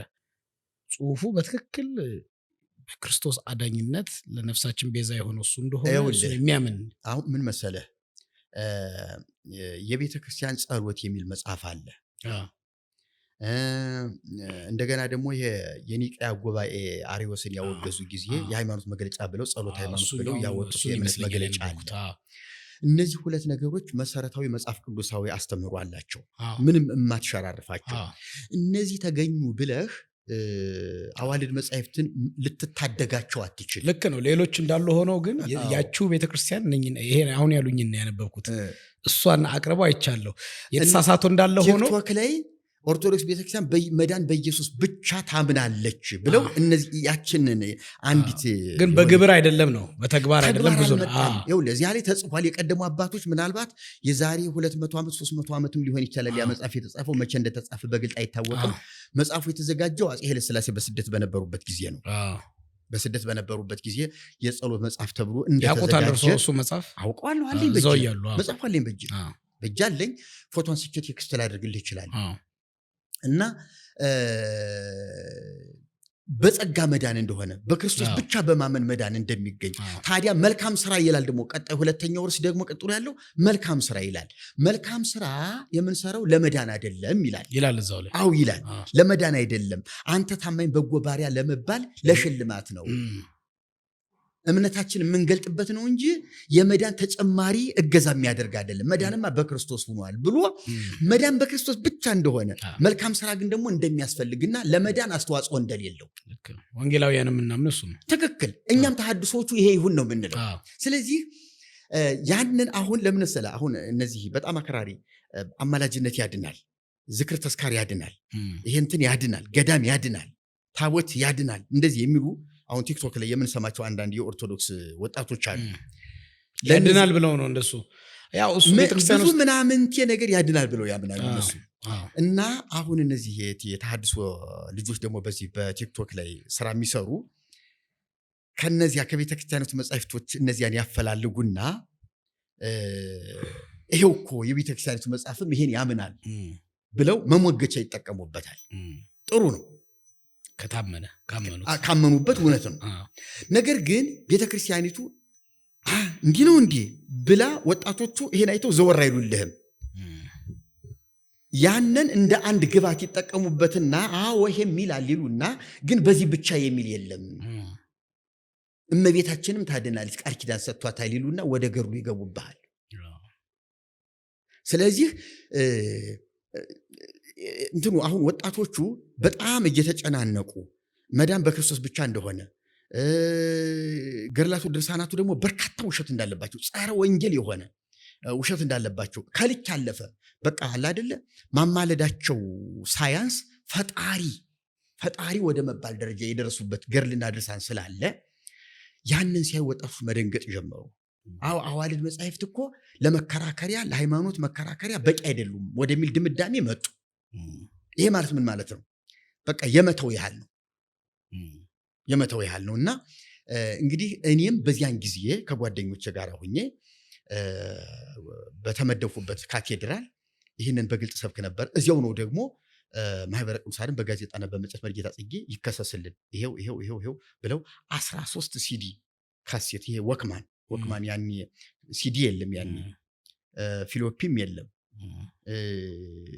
ወክማን ታውቃለህ? ካሴት እንደሱ በሱ እየቀዱ ማስተምረውን ትምህርት እየቀዱ እንዲሁም የክትትል ትምህርት አስተምረን እያሉ ቤቴ እየመጡ እንዳለ ጥርት ያለ ወንጌል እያስተማርኳቸው ያንን ቀርተው ሄደው ነው 13 ካሴት ለሊቃውንት ጉባኤ አስረክበው በመጽሔት በጋዜጣው ሰው ሙሉ መረጃ አለን ለመርጌታ ጽጌ ብለው ሊቃውንት ጉባኤ ተጠርቼ ጉዳዩ እንዲጣራ የተደረገው እና ከዚያም ሄጄ አልፈራሁም፣ እውነቱን ተናገርሁ። ሊቃውንት ጉባኤው ትክክል ነህ ያለኝ፣ ልክ ነህ፣ ግን እባክህ አትጨቃጨቅ፣ አትጣላ፣ ምን ያደርግላል ከነዚህ ልጆች ጋር ተጣልታ ቶ በቃ ዝም ብለህ ተሳስቻለሁ ብለህ ደብዳቤ ጻፍልንና እኛ እንጨርሰዋለን አሉ። አላደርገውም አልኳቸው። 3 ወር ነው 2 ወር ያህል እነሱ ጋር ቆየው። ከዚያ የሲኖዶስ ስብሰባ ነበረ። ጉዳዩን ወደ ሲኖዶስ አስተላለፉት። ሲኖዶሱ ይሄው ብለው ወደ ሲኖዶሱ አስተላለፉት። ሲኖዶሱ እኮ ጳጳሳቱ ለነሱ ለሊቃውንት ጉባኤ የሰጧቸው መርምሩትና ኑፋቄ ካለበት ኑፋቄ ነው፣ ኑፋቄ ከሌለበት ኑፋቄ አይደለም ብላችሁ አስተላልፉልን፣ ጨርሳችሁ አስተላልፉልን፣ እኛ መወሰን ብቻ ነው ብለው ነበር ያሉት። ሊቃውንት ጉባኤው ግን እኔን እንዳያወግዝ ምን ይዞ ያውግዝ? ብታወግዙኝ አልኳቸው። ደግሞ ሁሉም አስተማሪዎች ናቸው፣ ኮሌጅ አስተምረውኛል። ሁሉም ተሐድሶነት አላቸው። እርሶስ እንዲህ ብለው አላስተማሩኝም፣ እርሶስ እንዲህ አላሉኝም፣ እርሶስ እንዲህ አላሉኝም ነው ያልኳቸው። ለዚያ ነው የፈሩ። ከዚያ በኋላ በቃ ሁሉንም ተውና ዝም ብለህ ይቅርታ ጠይቅ፣ ልጃችን ነህ፣ አትጨቃጨቅ፣ እኛም ቤተሰብ ያለን ሰዎች ነን፣ ቤተሰብ አሳዳጊ ነን፣ በቃ እባክህን ተረጋጋ ነበር ያሉ። አላደርገውም አልኳቸው።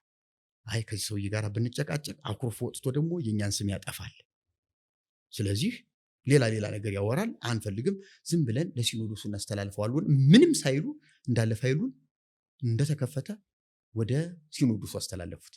ሲኖዶስ ላይ ቀረቡ። ሲኖዶሱ ያንኑ ጥያቄ ነው የተጠየቁት፣ ያንኑ መልስ መለሱ። መልስ ካላችሁ መልስ ስጡ ሲባሉ ጳጳሳቱ አንድም ጳጳስ የተናገረ የለም። በቃ መልስ ካለላችሁ ወደሚቀጥለው ጥያቄ፣ መልስ ካለላችሁ ወደሚቀጥለው ጥያቄ። 2 ጥያቄ ነው 3 ጥያቄዎች ላይ ነው መልስ ለመስጠት የሞከሩት ወደ 2 ጳጳሳት። ድንግል ማርያም እንደምታማልድ ኢየሱስ ክርስቶስ ደግሞ እንደማያማልድ ሊሞግቱ ይሞክረው የነበረ ግን ከዚያ ውጭ ማንም ደግሞ ለዚያም አጥጋቢ መልስ ሰጣቸው ዝም ነው ያሉ። ደግሞ እኔ መጽሐፍ ቅዱስ አልጠቅስላቸውም፣ ይገርማል። ምክንያቱም መጽሐፍ ቅዱስ ብጠቅስ መጽሐፍ ቅዱስ እኮ በተለያየ ጊዜ ብረዛ ደርሶበታል። መጽሐፍ ቅዱስን እንዴት አመንኸው? እኛ እኮ ይህን መጽሐፍ ቅዱስ ትክክል ነው ብለን አንቀበለውም። እንደው የራሳችን መጽሐፍ ቅዱስ እስክናዘጋጅ ድረስ እንጠቀምበት ብለን ነው እንጂ አንቀበለውም ሊሉኝ ስለሚችሉ ይህን 66ቱን ከሱ ውስጥ መጥቀስ አልፈለኩም። እምጠቅሰው ግዕዝ ወንጌል ነው። ከጠቀስኩ ፕሮቴስታንቱ የማያውቀው ራሷ ቤተክርስቲያኒቱ በራሷ ማተሚያ ቤት ያሳተመችው ግዕዝ ወንጌል አለ። ኢየሱስ አማላጅ እንደሆነ፣ አስታራቂ ጠበቃ ዋስ እንደሆነ፣ የዘላለም ሊቀ ካህናት እንደሆነ። አማላጅነቱ የእርሱ አርጊመንት አማላጅነቱ ላልዳኑ ሰዎች ነው ስንድን ነው መጀመሪያ ወይስ አጠቃላይ ጌታ ኢየሱስን አውቀው ከአብ ጋር ለታረቁ ቅዱሳንም ጭምር አማላጅ ሆኖ ነው የሚያገለግለው?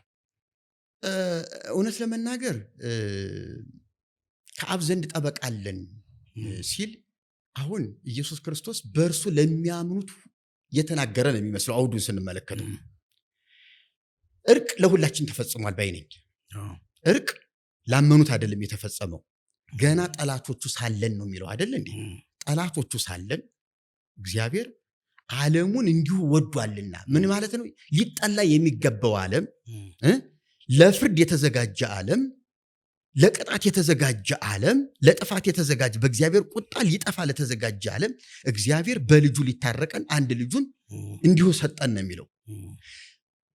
ስለዚህ ስጦታ ለሁሉም ነው የተሰጠ።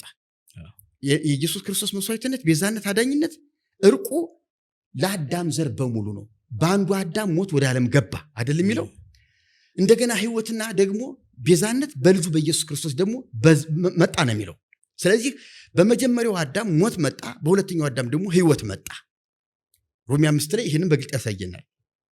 ስለዚህ እገሌ ወገሌ አይልም። የክርስቶስ አዳኝነትና ቤዛነት ለዓለም ሁሉ ነው። ዓለም ሁሉ አልተቀበለው፣ የተቀበሉት አሉ። ላመኑት ለተቀበሉት የእግዚአብሔር ልጆች የሆኑ ዘንድ ስልጣን ሰጥቷቸዋል። አሁን እኛ የምስራቹን ቃል ለዓለም ነው የምንሰብከው። ሙቶልሃል። አየው አሁን ምን መሰለህ፣ ሎተሪ ደርሶህ ሎተሪ እንደደረሰህ አላወቅም አንተ ልበል። እንደው ምሳሌ ሎተሪ ደርሶሃል፣ ሎተሪ ዕጣ ቆርጠሃል። ነገር ግን እንደደረሰህ አላወቅም። እንደደረሰ ያወቅኩት እኔ ነኝ። ቁጥሩን ስለነገርኸኝ ዕጣው እንደደረሰህ ያወቅኩ እኔ ነኝ። የምስራች ነው ምልህ። እኔ ገብቶሃል? የምስራች ነው ምልህ። ምስር ብላ ምንድን ነው የምትለኝ? የሆነልህን ነገር ነው ምነግርህ። ገብቶሃል? የሆነልህን ነገር ነው ምነግርህ። ምንድን ነው ኧረ እባክህን አታስጨንቀኝ ንገረኝ ትለኛለህ። ሎተሪ ዕጣ ወጣልህ ነው ምልህ።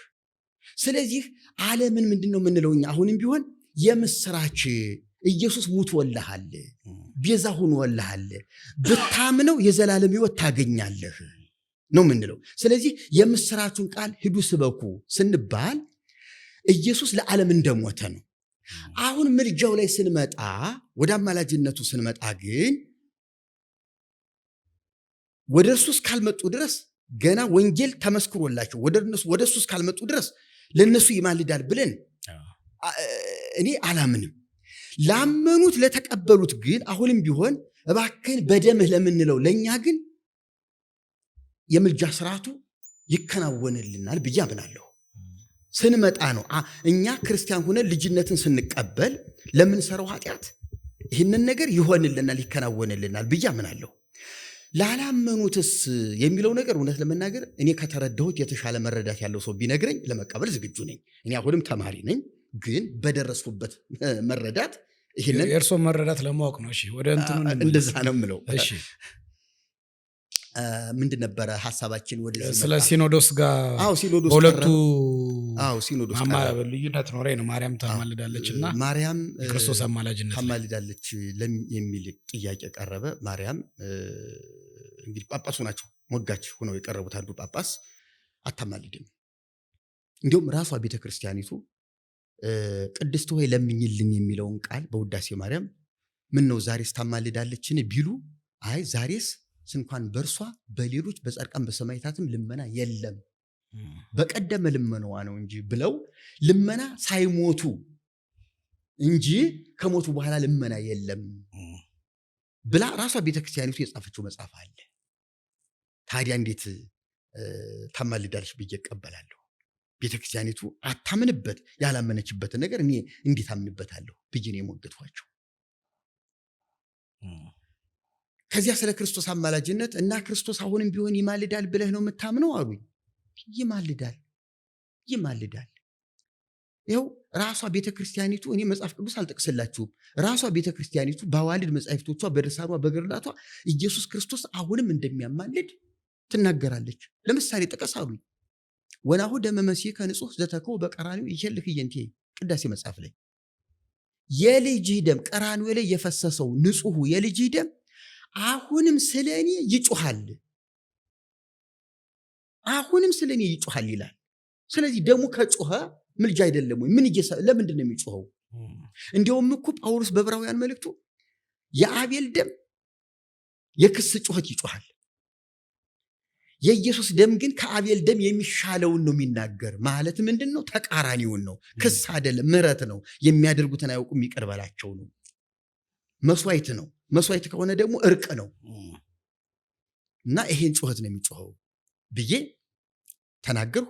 እና ይወድቃል ሊነሳል ነው የምትለኝ አሉኝ። እኔ ይወድቃል ሊነሳል የሚል ጳውሎስም አልተናገረም፣ ወንጌላቱም አልተናገሩም፣ እነ ቅዱስ ያሬድም አልተናገሩም። እነ ቅዱስ ያሬድ እኮ በመጻሕፍቶቻቸው አአርግ ሰማይ ሀበ አቡየ ሀበ እስል ምህረተ በእንቲአየ፣ ለወዳጆቼ ለእኔ ለሆኑት ለወገኖቼ ምህረት ልለምን ወደ ሰማይ እሄዳለሁ ብሎ ጌታ ተናገረ ብለው ጽፈዋል። ወንጌል ላይ የለም ቃሉ፣ ግን ያሬድ ይህን ተናግሯል። ለወገኖቼ ምህረት ልለምን ወደ ሰማይ እሄዳለሁ። ስለዚህ ኢየሱስ እዚያም እየሰራ ነው፣ እያማለደ ነው ማለት ነው በያሬድ ንግግር። ያሬድ ደግሞ የቤተ ክርስቲያኒቱ አባት ነው።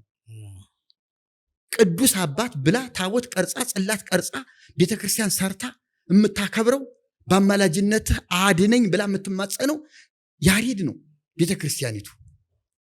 ስለዚህ ያሬድ የተናገረውን አትቀበል ካላችሁ ያሬድ ነው ያሳሳተኝ፣ ያሬድን አውግዙልኝ አልኳቸው። በጣም ነበር ግራ የተጋቡት እውነት ለመናገር። ከዚያ በኋላ ወደ መጽሐፉ ነው የመጣሁት፣ ወደ መጽሐፍ ቅዱስ ነው የመጣሁት። መጽሐፍ ቅዱስ ሮሜ ላይም ዕብራውያን ላይም ስለ እነርሱ ሊያማልድ ዘወትር በሕይወት ይኖራል በአብ ቀኝ ያለው ስለኛ የሚማልደው ሲል ግዕዙም እንዲሁ ነው የሚናገረው።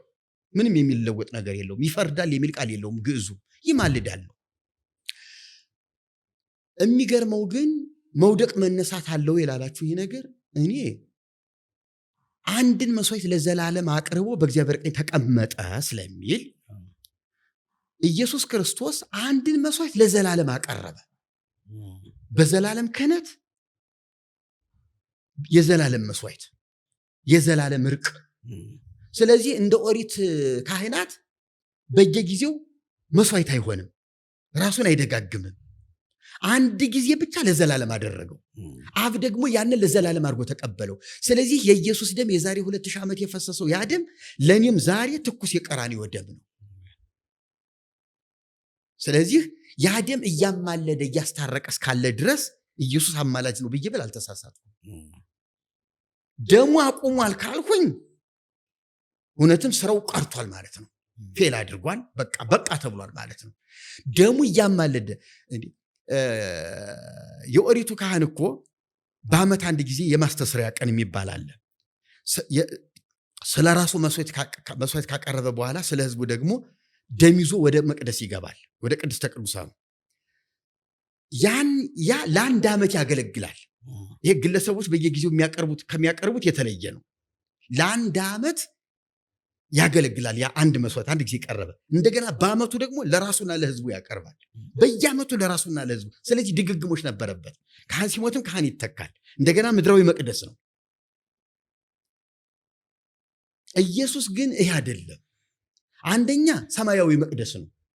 ሁለተኛ እንደ መልከ ጼዴቅ ለዘላለም ካህን ነው። መስዋዕቱ የእንስሳ መስዋዕት አይደለም፣ የራሱ ደም ነው። ስለዚህ እግዚአብሔር አብ ለዘላለም እርቅ የታረቀበት የዘላለም መስዋዕት የዘላለም ክህነት ኢየሱስ ነው። ዕብራውያን ይህንን የሚያሳየን አንድን መስዋዕት ካቀረበ በኋላ በእግዚአብሔር ቀኝ ተቀመጠ ነው የሚለው። እኔም ማምነው ይሄንን ነው። ስለዚህ ይማልዳል ብልም ትክክል ነኝ። በዚህ ሙግቱ ምን ተወሰነ? ምን ደረሰበት? ከዛ ትክክል ነው ተባሉ። ከዛ አገልግሎቱን ቀጠሉ። ትክክል ነው ተብዬ በቃ ወደ አገልግሎቱ ያኔ ወሩ ሐምሌ 1 እስከ ሐምሌ 7 ነበረ ስብሰባው የሲኖዶሱ። ሐምሌ 7 ስብሰባው አበቃ። ስብሰባው አበቃ። ውሳኔ ተወሰነ። በእኔ የተወሰነው ምንድነው? ሐምሌ ወር እስከ ሐምሌ 30 እዚሁ ጳጳሳት ግቢ ከጳጳሳት ጋር እየተነጋገረ ይቆይ። ነሐሴ ግን ፍልሰታ ጾማለች። ሁላችንም በየክፍለ ሀገራችን እንሄዳለን። ከዚህ የሚቀመጥ ጳጳስ የለም። ስለዚህ መርጌታ ጽጌ በመረጠው ቦታ እሱ በፈለገው ቦታ ነሐሴን ወር እንዲቆይና መስከረም 1 ግን ወደ ስራው እንዲመለስ እና በጋዜጣና በመጽሔት ደግሞ ማስተባበያው እንዲወጣ ተብሎ ተወሰነ። ከዚያ ሐምሌን ወር ከኛ ጋር ትቆያለህ፣ ነሐሴ ወር የት ብትቆይ ይሻልሃል ተባሉ። መምህር ገብረ ሕይወት የሚባሉ ደብረ ሊባኖስ ገዳም የማውቃቸው በጌታ የሆኑ አንድ አባት አሉ። እዚህ አስተማሪ ሆነው ያሉ ናቸው። በጌታ ናቸው። የሚገርም ነገር ያሉት እዚሁ ገዳም ነው፣ ያስተምራሉ። ከእንታ ገብረ ሕይወት ጋር ሂጅ ልክረም እዚያ ልቆይ አልኋቸው። በጣም ደስ አላቸው። አቡነ ጳውሎስ እግዚአብሔር ይባርክህ፣ ተባረክ ልጅ፣ አሁን እዚያ ማረፊያ ቦታ ጽፍልሃለሁ፣ ባጀት መድብልሃለሁ፣ ለዚህ ወር ትራንስፖርት ሁሉ ነገር አመቻችልሃለሁ፣ ለደብሩ ለገዳሙ አስተዳዳሪና ለመምህሩ ደብዳቤ ላይ የራሳቸው ጽፍልሃለሁ፣ የፈለከውን ጥያቄ እየጠየቅ ዘና ብለህ መቆየት ትችላለህ፣ መስከረም 1 ስራህን ትጀምራለህ አሉኝ። ደስ ብሎኝ መምህር ግርማ ነበር አብሮኝ፣ ግርማ በቀለ፣ ከሱ ጋር ነው የሄድኩትኝ።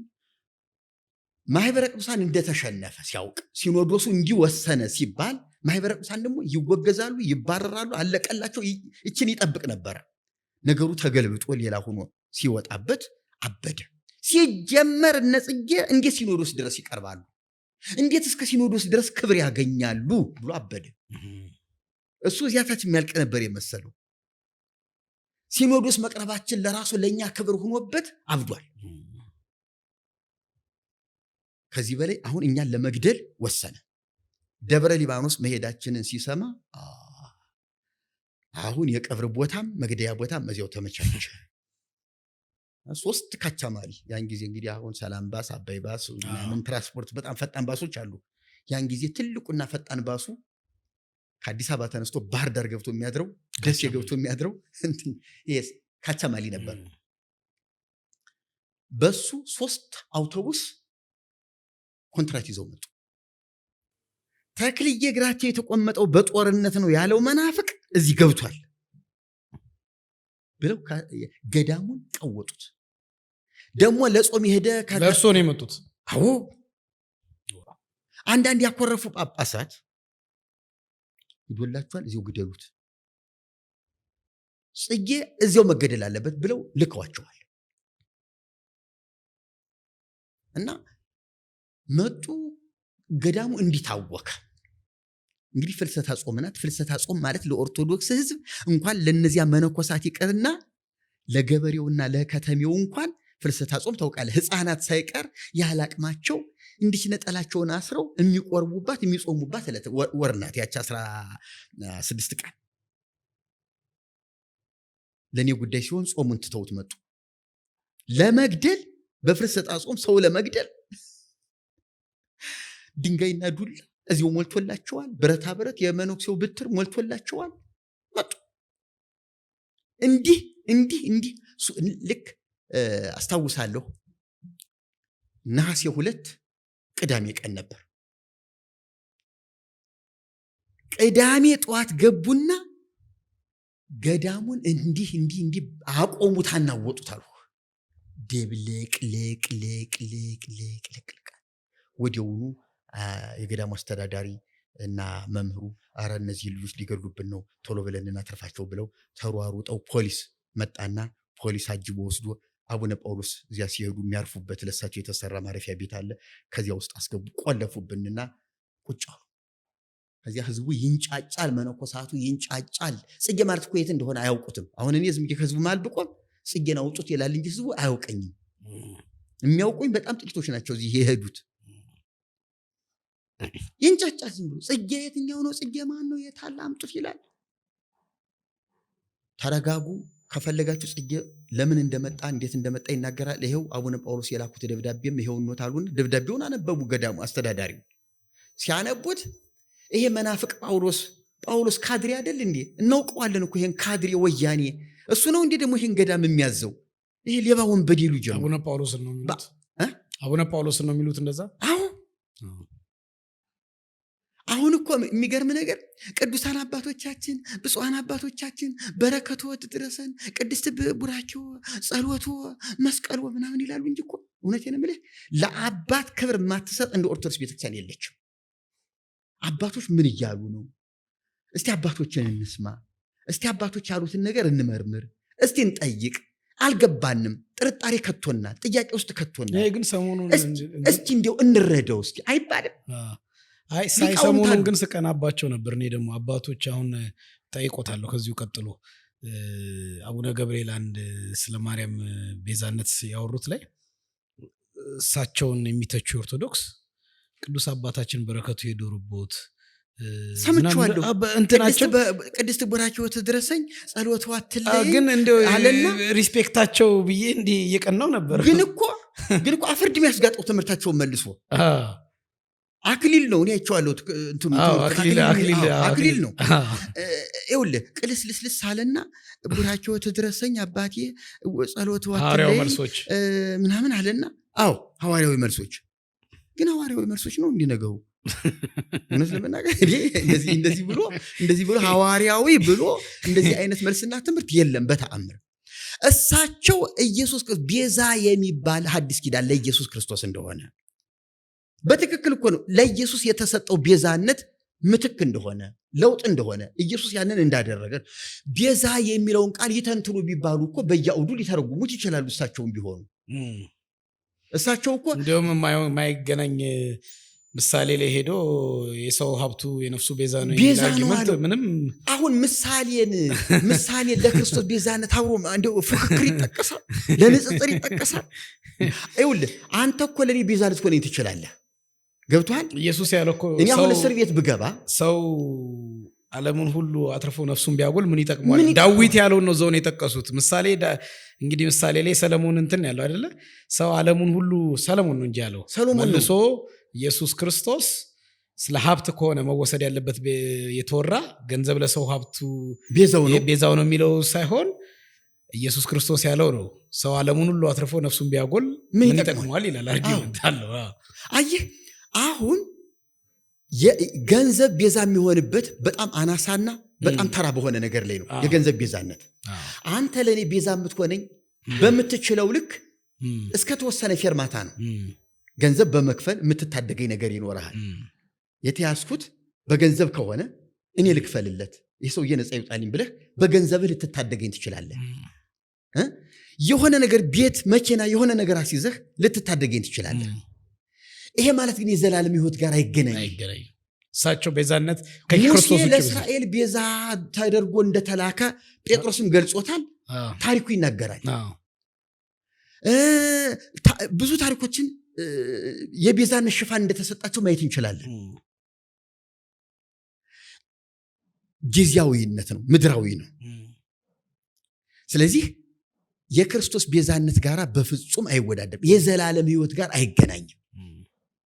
ማንም ሰው ለዘላለም ሕይወት በገንዘቡ ሊዋጅ አይችልም። የዘላለም ሕይወቱን አይዋጃትም። ስለዚህ እንደዚህ ከሆነ እኮ እውነት ለመናገር ኢየሱስ ሳይመጣ ሀብታሞች በገንዘባቸው መንግስተ ሰማያትን ይዋጇታል። የዘላለም ሕይወት በዚህ የሚሆን ከሆነ ስለዚህ እነዚህ ወጣቶች ብፁዕ አባታችንን እንደዚህ መዳፈራቸው ውድቀታቸውንና ቅሌታቸውን ራሳቸውን አሳያቸው እንጂ ጳጳሱን ምንም የነካቸው ነገር የለም። በእውነት ለመናገር እንዲሁም ጳጳሱ ይበል አባታችን እንደሱ አባት ያስፈልገናል። ይበረታታሉ። መድረኩ ሚዲያው ለእርሶ ሊሆን ይገባል። ያጣነው አባት አሁን ተገኘ ነው መባል የነበረበት። የሄደ ህዝብ የተበላ ህዝብ ይመለስልናል ነበር መባል የነበረበት። አይገርምህም? ድንግል ማርያም የዓለም ሁሉ ቤዛ ተብላለች ብለው ሁሉ ከገድል የጠቀሷሉ። ቲክቶክን ሰሞኑን ስከታተል ነበረ። የቤተ ክርስቲያኒቱን ውድቀት እያየው ነበረ። የዓለም ሁሉ ቤዛ ድንግል ማርያም ተብላለችና ድንግል ማርያምም የዓለም ቤዛ ናት። የክርስቶስን ቤዛነት ዝቅ ለማድረግ ማርያምን በፉክክር ማቅረብ። እሳቸው መዝሙሩን ሁሉ አንሷል። ነይነይምንዬ ቤዛነሻሉ ለዓለም። አዎ ይሄ አይባልም፣ ስተት ነው። ቤዛ ክርስቶስ ብቻ ነው። የዓለም ቤዛ የዓለም መድኃኒት ነፍሱን ድንግል ማርያምን ቤዛ የምንላት እኮ ለዓለም ራሷን ስትሰጥ ራሷን መስቀል ላይ ስታውል እግዚአብሔር አብ እርሷን መስዋዕት አድርጎ ሲቀበላት ነው እንጂ ምንም ባልሞተችበት ምንም ባልሆነ። አንተ ለዓለም ስለጸለይህ እኮ የዓለም ቤዛ አይደለህም። አንተ ለአንድ ሰው ስለጸለይህ እኮ የዓለም ቤዛ የዘላለም ሕይወት ልታስገኝለት አትችልም። የምታደርግለት አስተዋጽኦ ይኖርሃል። ቤዛ ግን መሆን አትችልም። ወደ ቤዛው ነው የምታመጣው። ቤተክርስቲያኗ ስለ ማርያም ያላት አስተምሮ ከየት የመነጨ ነው? ልክ ቅድም እንዳሉት ለምሳሌ ጸሎት ላይና የኒቅያ ጉባኤ ላይ ጠንካራ የሆነ የወንጌል አቋም ኖሯቸው በገድላት ያፈርሳሉ። ስለ ማርያም ወንጌላውያን እኛ እንደምናምነው የጌታችን ኢየሱስ ክርስቶስ እናት ናት፣ ቅድስት ናት፣ ንጽሕት ናት፣ አዳኛችንን የወለደችልን ናት። ግን የማማለድ ስራ እንደማትሰራ አሁን በእኚሁ ቅዱስ አባታችን እንዳሉ ቤዛ ልትሆን እንደማትችል፣ ለኃጢአት ስርየት ልታስገኝ እንደማትችል፣ ጸሎታችንን ስንጸልይ ወደ እሷ ብንጸልይ ልትሰማ እንደማትችል፣ ወደ አብ ብቻ ስንጸልይ ፍጡር አያማልድም ፍጡር አያድንም ብለዋል እሳቸውም ቅዱስ አባታችን። እንደዛ አይነት አስተምሮ የላትም ቤዚክ ላይ ኦርቶዶክስ። በኋላ ላይ የተቀላቀለ የገድላት አይደለም ህዝቡ ውስጥ ገብቶ ያኛውን ይዞ ማርያምን በጣም ስለሚወዱም እውነተኛው ወንጌል ሲነሳ ማርያምን የተናቀች ማርያምን የተሰደበች የተንጓጠጠች አድርጎ የመሳል እንትኑ በገድላትና በእንትኑ በፈጠሩ አስተምሮ የመጣ ነው ወይስ ከመጀመሪያው የኦርቶዶክስ ቤተክርስቲያን ማርያም ላይ ያላት ስነ መለኮት እንደዚህ ነው? ከመጀመሪያ ጀምሮ እንዲህ አይነት አስተምሮ የላትም። ይኸውልህ የኢትዮጵያ ቤተክርስቲያን ክርስትናን ተቀበለች የተባለው በፍሬምናጦስ በተባለው አባት በ334 ዓመተ ምህረት ወደ ኢትዮጵያ ሲመጣ 66ቱን ወንጌል ይዞ ሲመጣ ይህ አባት ኢትዮጵያ የክርስቲያን ሀገር ተባለች፣ ክርስትናን ተቀበለች ተብሎ የአዋጅ ክርስትና ማለት ምን ማለት ነው? እንደ ሌሎች ክርስቲያን ሀገራት አብራ ተጠቃሽ ሆነች። ክርስትና አልገባም፣ ገብቷል። እንዲሁም በርካታ የቤተክርስቲያን ታሪክ ጸሐፊዎች እነ ማቴዎስ ሁሉ ገብተው እንዳስተማሩ እነ ሩፊኖስ የሚባሉ የቤተክርስቲያን ታሪክ ጸሐፊዎች እና ውሳቤውስ የሚባሉ የዓለም ታሪክ ጸሐፊዎች ይህን ሁሉ እንደጠቀሱ ይነገራል። ያ የጸሐፊዎቹ ምልከታ ይሁንና እንደው እርግጠኛ ነው ማቴዎስ ገብቶ ነበር ብዬ አምኖ መናገር ይከብደኛል። ግን አንድ ግልጽ ታሪክ አለ። የሐዋርያት ሥራ ምዕራፍ 8 ጃንደረባው አምኖ ተጠምቆ ወደ ኢትዮጵያ የመጣ ሰው ነው። ያ ሰው ትልቅ ሰው ነው፣ አስተዋይ ሰው ነው፣ ባለስልጣን ነው።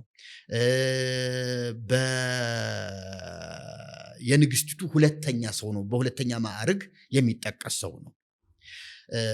እና ይሄ ሰውዬ ብሉይ ኪዳንን ያነብ የነበረ ሰው ነው። ምክንያቱም ፊልጶስ ያገኘው የነቢዩን ኢሳይያስን መጽሐፍ እያነበበ ነው ያገኘው። ስለዚህ የቋንቋን ባለሙያ ነው። ያ መጽሐፍ በግሪክኛ በዕብራይስጥኛ ቋንቋ የተጻፈ መጽሐፍ ነው። ኢትዮጵያ ያኔ በራሷ ቋንቋ የምትጽፍበት ጊዜ አልነበረም። የተስተካከለ ፊደል የላትም።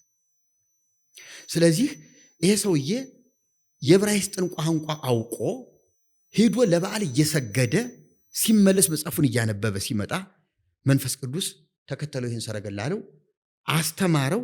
የዚያን መጽሐፍ የነቢዩን ኢሳይያስን ከዚያ ከሚያነብበት ጀምሮ ተረከለት፣ ተጠመቀ፣ መጣ። ይሄ ሰውዬ ሲመጣ እንግዲህ የአንድ ግለሰብ ክርስትና ነው ብለን ልናስብ እንችላለን። እውነት ነው፣ ሲመጣ የአንድ ግለሰብ ክርስትና ነው የሚሆነው። ነገር ግን አጃቢዎቹ በርካታ ሰዎች ናቸው። እውነት እነዚህ ሰዎች እንደው ክርስትናውን ደበቃቸው፣ ምስጢር አድርጎ ይዞት ሞተ ማለት እንችላለን?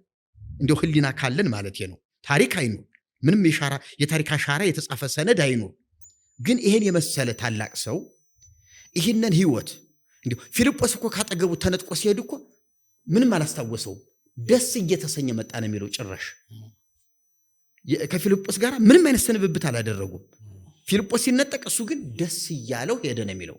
ስለዚህ በዚህ ደስታ የተሞላ ሰውዬ ይህንን የህይወት ቃል ቢያንስ ላጀቡት 20 እና 30 ለሚያክሉ አጃቢዎቹ ሰረገላ ለሚነዱትና ለሚመሩት መንገድ ጠራጊዎች እውነት ይህን ቃል አልመሰከረም ወይ?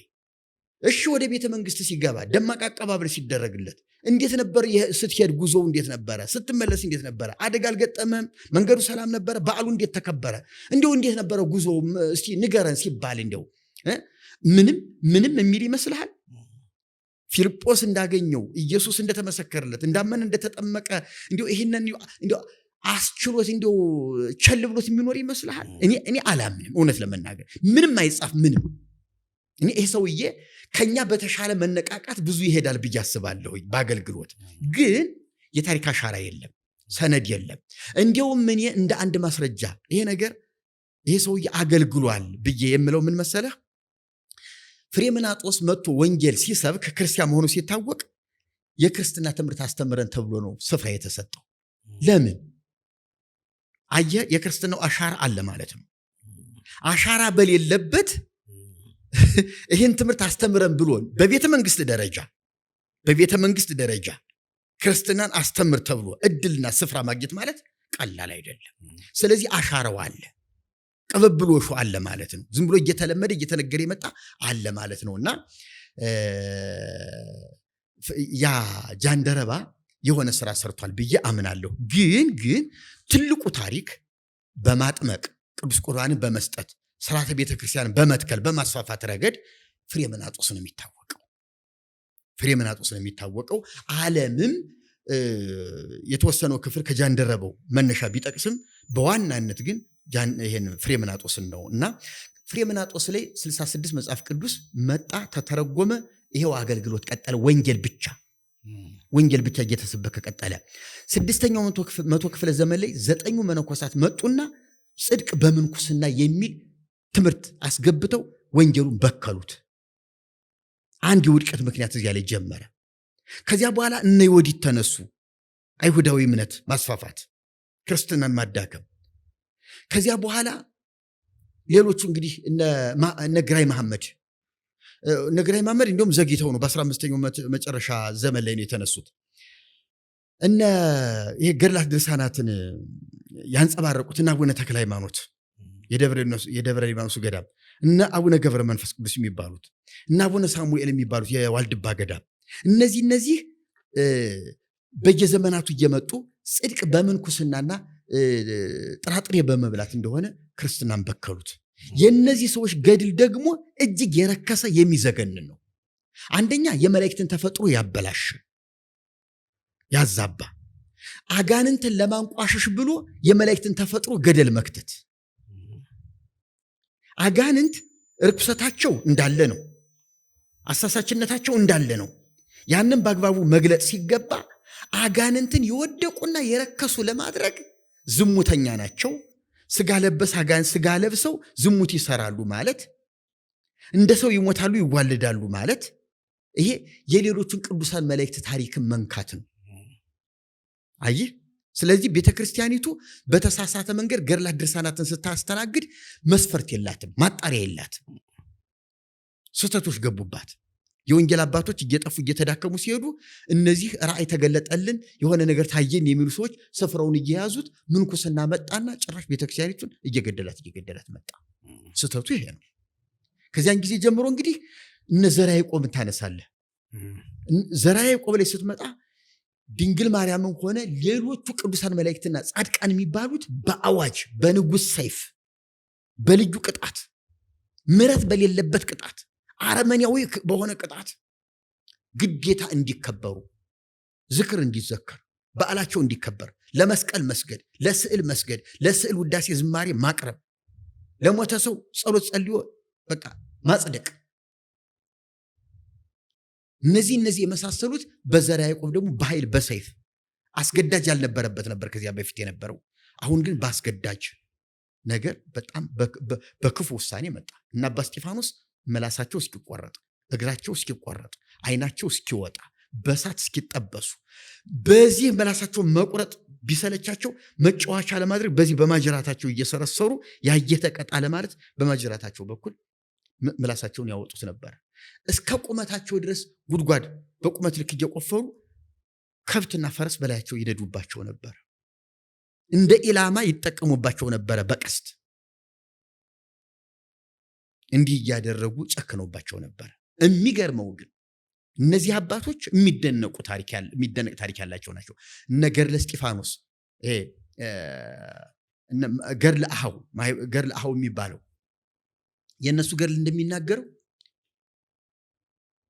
ዛሬ መቶዎቹ ተገድለው ከሆነ በሚቀጥለው በበነጋታው ደግሞ የሚገደሉ አሉ ሲባል ሰማዕትነት እንዳያመልጥህ ነገ በጠዋት ከመግደያው ቦታ ተሰልፈህ እንድትገኝ እየተባባሉ እየተጠራሩ ሴት ወንዱ ከግድያው ቦታ ማንም ሲያስገድዳቸው ሄደው ተሰልፈው ይገኙ ነበረ። ለምን መጣችሁ ሲባል ሞት አለ ተብሎ በክርስቶስ ሞት ለመሞት ይሄን ያህል ደስተኛ ሆነው ገድሉን ብታየው እያለቀስክ ነው የምታነበው። ወኔያቸው እውነቴን ነው የምልህ ዛሬ እንዲያው የታለ ሰይፍ ብለህ እንድትናፍቅ የሚያደርግ ህይወት ነው የምታየው ከነሱ ሰዎች። ሰይፍ የታለ ሞት የታለ በክርስቶስም ሞት ዘንድ ለኔስ የታለ የተደገሰ ነገር እንድትል የሚያጨክን ነገር ታያለህ ከገድላቸው ላይ። ኢየሱስ መላሳቸው እስኪቆረጥ ድረስ ኢየሱስ ኢየሱስ እያሉ ጮሁ ነበረ። ታምር ነበር የምታየው እዚያ ታሪክ ላይ እና ራሱ ዘርዓ ያዕቆብ እንኳን ጨንቆት ዘግንኖት የሰዎቹ ጭካኔ ቆራጥነት የሱ አይበገሬነት ታምረ ማርያም ላይ ሳይቀር ተጽፏል። እኔ ይነጋል ላይ ገልጬዋለሁ። ይነጋል መጽሐፍ ላይ አንበጣጣችን ትንሽ በሌላ መንገድ መጣንና ወደ ቢሮ አልሄድንም። ቢሮ ይነጋል ይዤ መጥቻ አሳይ ነበር እሱ መጽሐፍ ላይ በሌላ ፕሮግራም። አዎ እዚያ መጽሐፍ ላይ በጣም ገልጬዋለሁ። እና እንደዚህ አይነት ታሪክ መጣ። ወንጌል እየተቀበረ ገድላቱ ድርሳናቱ ከፍተኛ ሽፋን እየተሰጣቸው መጡ።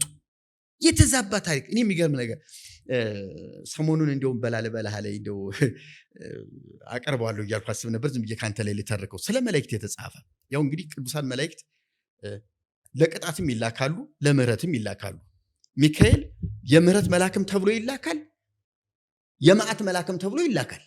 አይደለም እንዴ? ቅሰፍ ተብሎ ይላካል፣ አድን ተብሎ ይላካል እንጂ እግዚአብሔር ለክፋት አጋንንትን አይልክም፣ ለደግ መላእክት ቅዱሳን መላእክትን አይልክም። ለክፋት ብሎ አጋንንትን የሚልክበት ጊዜ የለውም እግዚአብሔር። እነሱ የወደቁ ናቸው፣ የወጡ ናቸው፣ የቅጣት ናቸው፣ የራሳቸው ተልእኮ አላቸው። እግዚአብሔር ከነሱ ጋር ምንም አይነት ግንኙነት የለውም። አይ ለሞት ስለሆነ እነሱን ይጠቀማል የሚባል ነገር የለውም። እግዚአብሔር ቅዱሳን መላእክቱን ቅጡም ይላቸዋል፣ አድኑም ይላቸዋል። ስለዚህ ድርሳነ ሚካኤል የመስከረሙ ላይ ምን ይላል መሰለህ? የመላእክትን አላዋቂነት ማለት እግዚአብሔር መላእክትን ሲልክ መላእክት እንዴት እንደሚደናበሩ በሌላ በኩል እኮ ራሷ ቤተክርስቲያኒቱ መላእክት እንደ እግዚአብሔር በሁሉ ቦታ ይገኛሉ፣ ሁሉንም ያውቃሉ እኮ ብላ ትጽፋለች፣ ትናገራለች እኮ። ግን ድርሳነ ሚካኤል ላይ ምን ይላል ታዲያ? አንድ ሀብታም ሰው ነበረ፣ በጣም ጣዖት ያመልካል እና ጣዖት አብዝቶ ያመልክ ነበርና አማልክቶቹ 7 ቀን ከርቶሃል የምትሞትበት፣ ስለዚህ መልአከ ሞት እንዳያገኝህ ሳጥን ሰርተህ በሳጥን ገብተህ ባህር ግባ፣ ብለው አሉት። አማልክቶቹ ናቸው እንግዲህ ተመልከት። ጭራሽ አማልክቶቹ የሚሞትበትን ቀንም አውቀውለት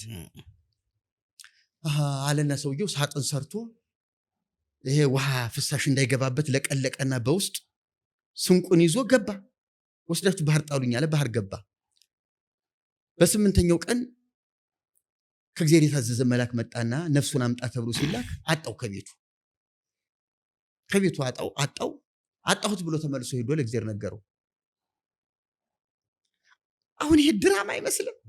ከእግዚአብሔር የተላከ መልአክ ወደ ሴቲቱ ወደ ድንግል ማርያም ሲላክ መልአኩ ገብርኤል ወደ ዘካርያስ ሲላክ እንዲሁ ዘካርያስ ከቤተ መቅደስ ታገኘዋለህ ተብሎ ነው የተላከው ገብርኤል? ወይስ ገበያ ቦታ ታገኘዋለህ እንዳይጠፋ ምልክቱ ጽሕሙ እንትኑ ምናምኑ ተብሎ በምልክት ተጠንቀቅ አደራ ሌላ ካህን እንዳታወራ ተብሎ ነው ተልኮ የመጣው? እግዚአብሔር ሲልክ እኮ መላእክትን በመገለጥ ነው የሚልካቸው፣ በአብርሆት እኮ ነው የሚልካቸው። እርግጥ ነው መላእክት እንደ እግዚአብሔር ሁሉን አያውቁም፣ እውቀት የላቸውም፣ የነገን አያውቁም። ሲልካቸው ግን አድሬስ አድርገው በመገለጥ ይመጣሉ። 99 ጽጌ የሚባል ሰው ይኑር ከአንድ ሰፈር ጽጌን ይዘና ከተባሉ ቀጥታ ወደ እኔ ነው የሚመጣ እንጂ ይሄ ሁሉ ጽጌ የትኛው ነው ብሎ ሲደናበር አይውልም። በመገለጥ ነው፣ በምሪት ነው የሚመጣው፣ ተልኮ ነው የሚመጣው፣ ያውቀዋል። እና አጥቶት ሄደ። ድርሳነ ሚካኤል የመስከረም ላይ ማየት ትችላል። ሲሄድ እግዚአብሔር ሆይ አጣሁት፣ ያን ሰውዬ ያልከኝ ሰውዬ አጣሁት ብሎ ተናገረ። እግዚአብሔር ተናደደና የተደበቀበትን ያውቃል። መጣና ወደ ባህሪቱ ሄዶ አንቺ ባህር እሱን ሰውዬ አውጭልኝ ብሎ ተቆጣ። በመዓቴ ሳላውቅሽ እሱን ሰውዬ አምጩ። ባህሪቱ ደነገጠችና ማዕበሏን አስነስታ አገለባብጣ ወደ ዳር ወርውራ ጣለችው። ይሄውልህ አለው መልአከ ሞት ያችን ነፍስ ይዞ ሄደ ተብሎ ይህን ያህል ድራማ ይተረካል። ያ ቅዱስ ድርሳን ተብሎ ያንን ይነበብላቸዋል፣ በዚያ ጸበል ይረጫሉ፣ ያንን ይተሻሻሉ። ያንን መስማት ማለት ደግሞ ከዘላለም ሞት መዳን ነው። ከማርያም አኳያ ያለው ቴዎሎጂ ከድንግል ማርያም አኳያ ስንመለከተው በርካታ ዘግናኝ የሆኑ ነገሮች አሉ። ሌላ ማርያም ፈጥረዋል። ይኸውልህ አሁንን የምለው ሌላ በሂደት የመጣ ነው። መጀመሪያ ፈንዳሜንታል ቤተክርስቲያን በፍጹም የለም ነገርኩህ። እሱንማ በሂደት የመጣ አሁን ዘርዓ ያዕቆብ ላይ በተለይ የድንግል ማርያም ጉዳይ ዘርዓ ያዕቆብ ላይ በጣም ተበላሽ። ታምረ ማርያምም እዚያ ላይ ተጻፈ። እዚያ በፊት ታምረ ማርያም የለም። ታምረ ማርያም እዚያ ላይ ተጻፈ። በዓላቶቿ እዚያ ላይ እንዲከበሩ ተጻፈ።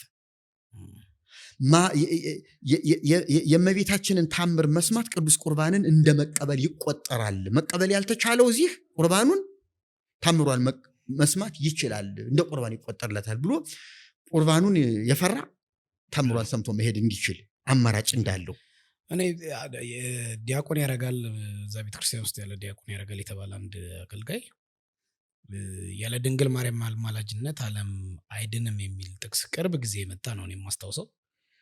ልክ አይደለም ቤተክርስቲያን የማታውቀው ነው ብሎ ገልጾ ነበረ።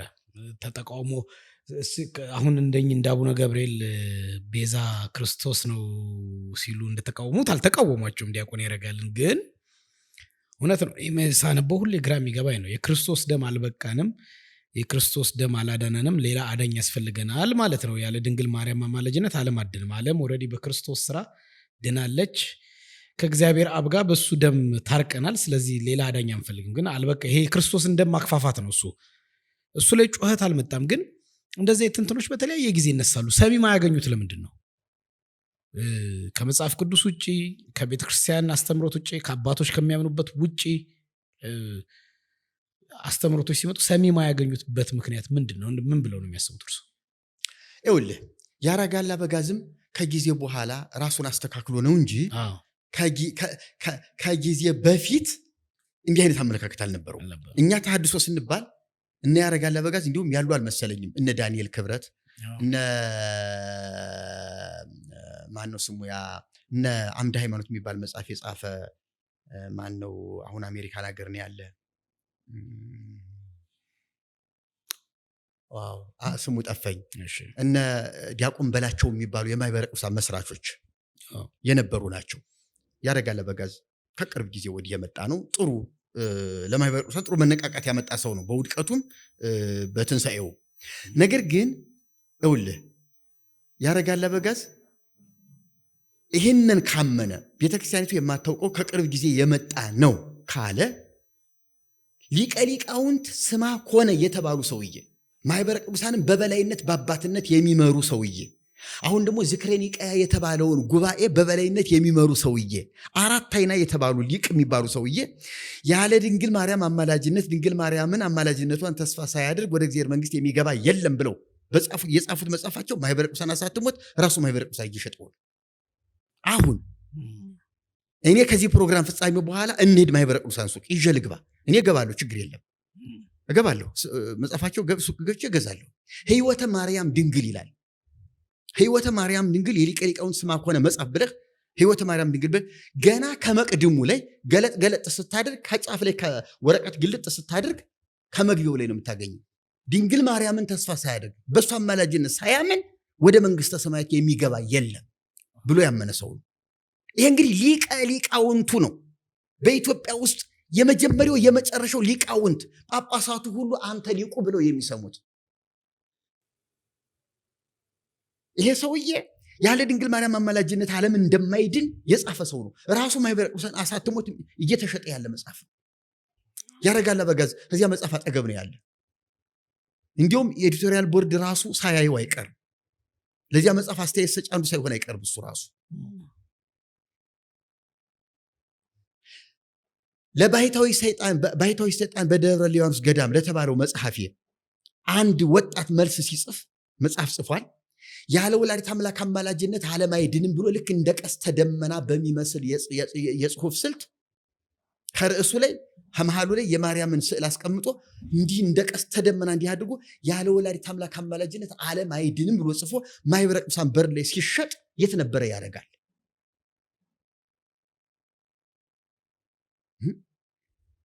መጀመሪያውኑ ቤተክርስቲያኑን የገደላት ማህበረ ቅዱሳን አይደለም። እመብርሃን ወላዲተ አምላክ ያለሷ መዳን የለም እያለ ሲሰብክ የነበረ ስዕሏን ይዞ የአንቺ ስም ከሚጎድፍ የኔ አንገት ይበጠስ ይቀንጠስ እያለ ሲሰብክ የነበረ ማህበረ ቅዱሳን አይደለም። ሊቀ ሊቃውንት ስማ ኮነ ዓለም ሳይፈጠር እግዚአብሔር መላእክትን ፈጥሮ በሚካኤል ክንፍ ማርያምን ስሎ መላእክት እንዲዘምሩላት እንዲሰግዱላት አዝዞ ነበረ ብሎ የጻፈ ሰው እኮ ነው በዚያው መጽሐፍ ላይ።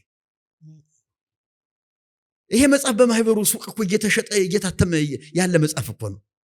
እና ማንን ነው የሚያጭበረብር? ያረጋል አበጋዝ ዲያቆን ያረጋል ያሉት ዝም ብለው ለእንትን ነው ዝም ብሎ ለሜዳ ሽፋን እንደዚህ አላደል ማህበሩን አዋቂ ለማስመሰል አላደል በቃ ሰዎች አሉት ለማስባል የተደረገ እንጂ ማህበሩ ጓዳውን አላጸዳ።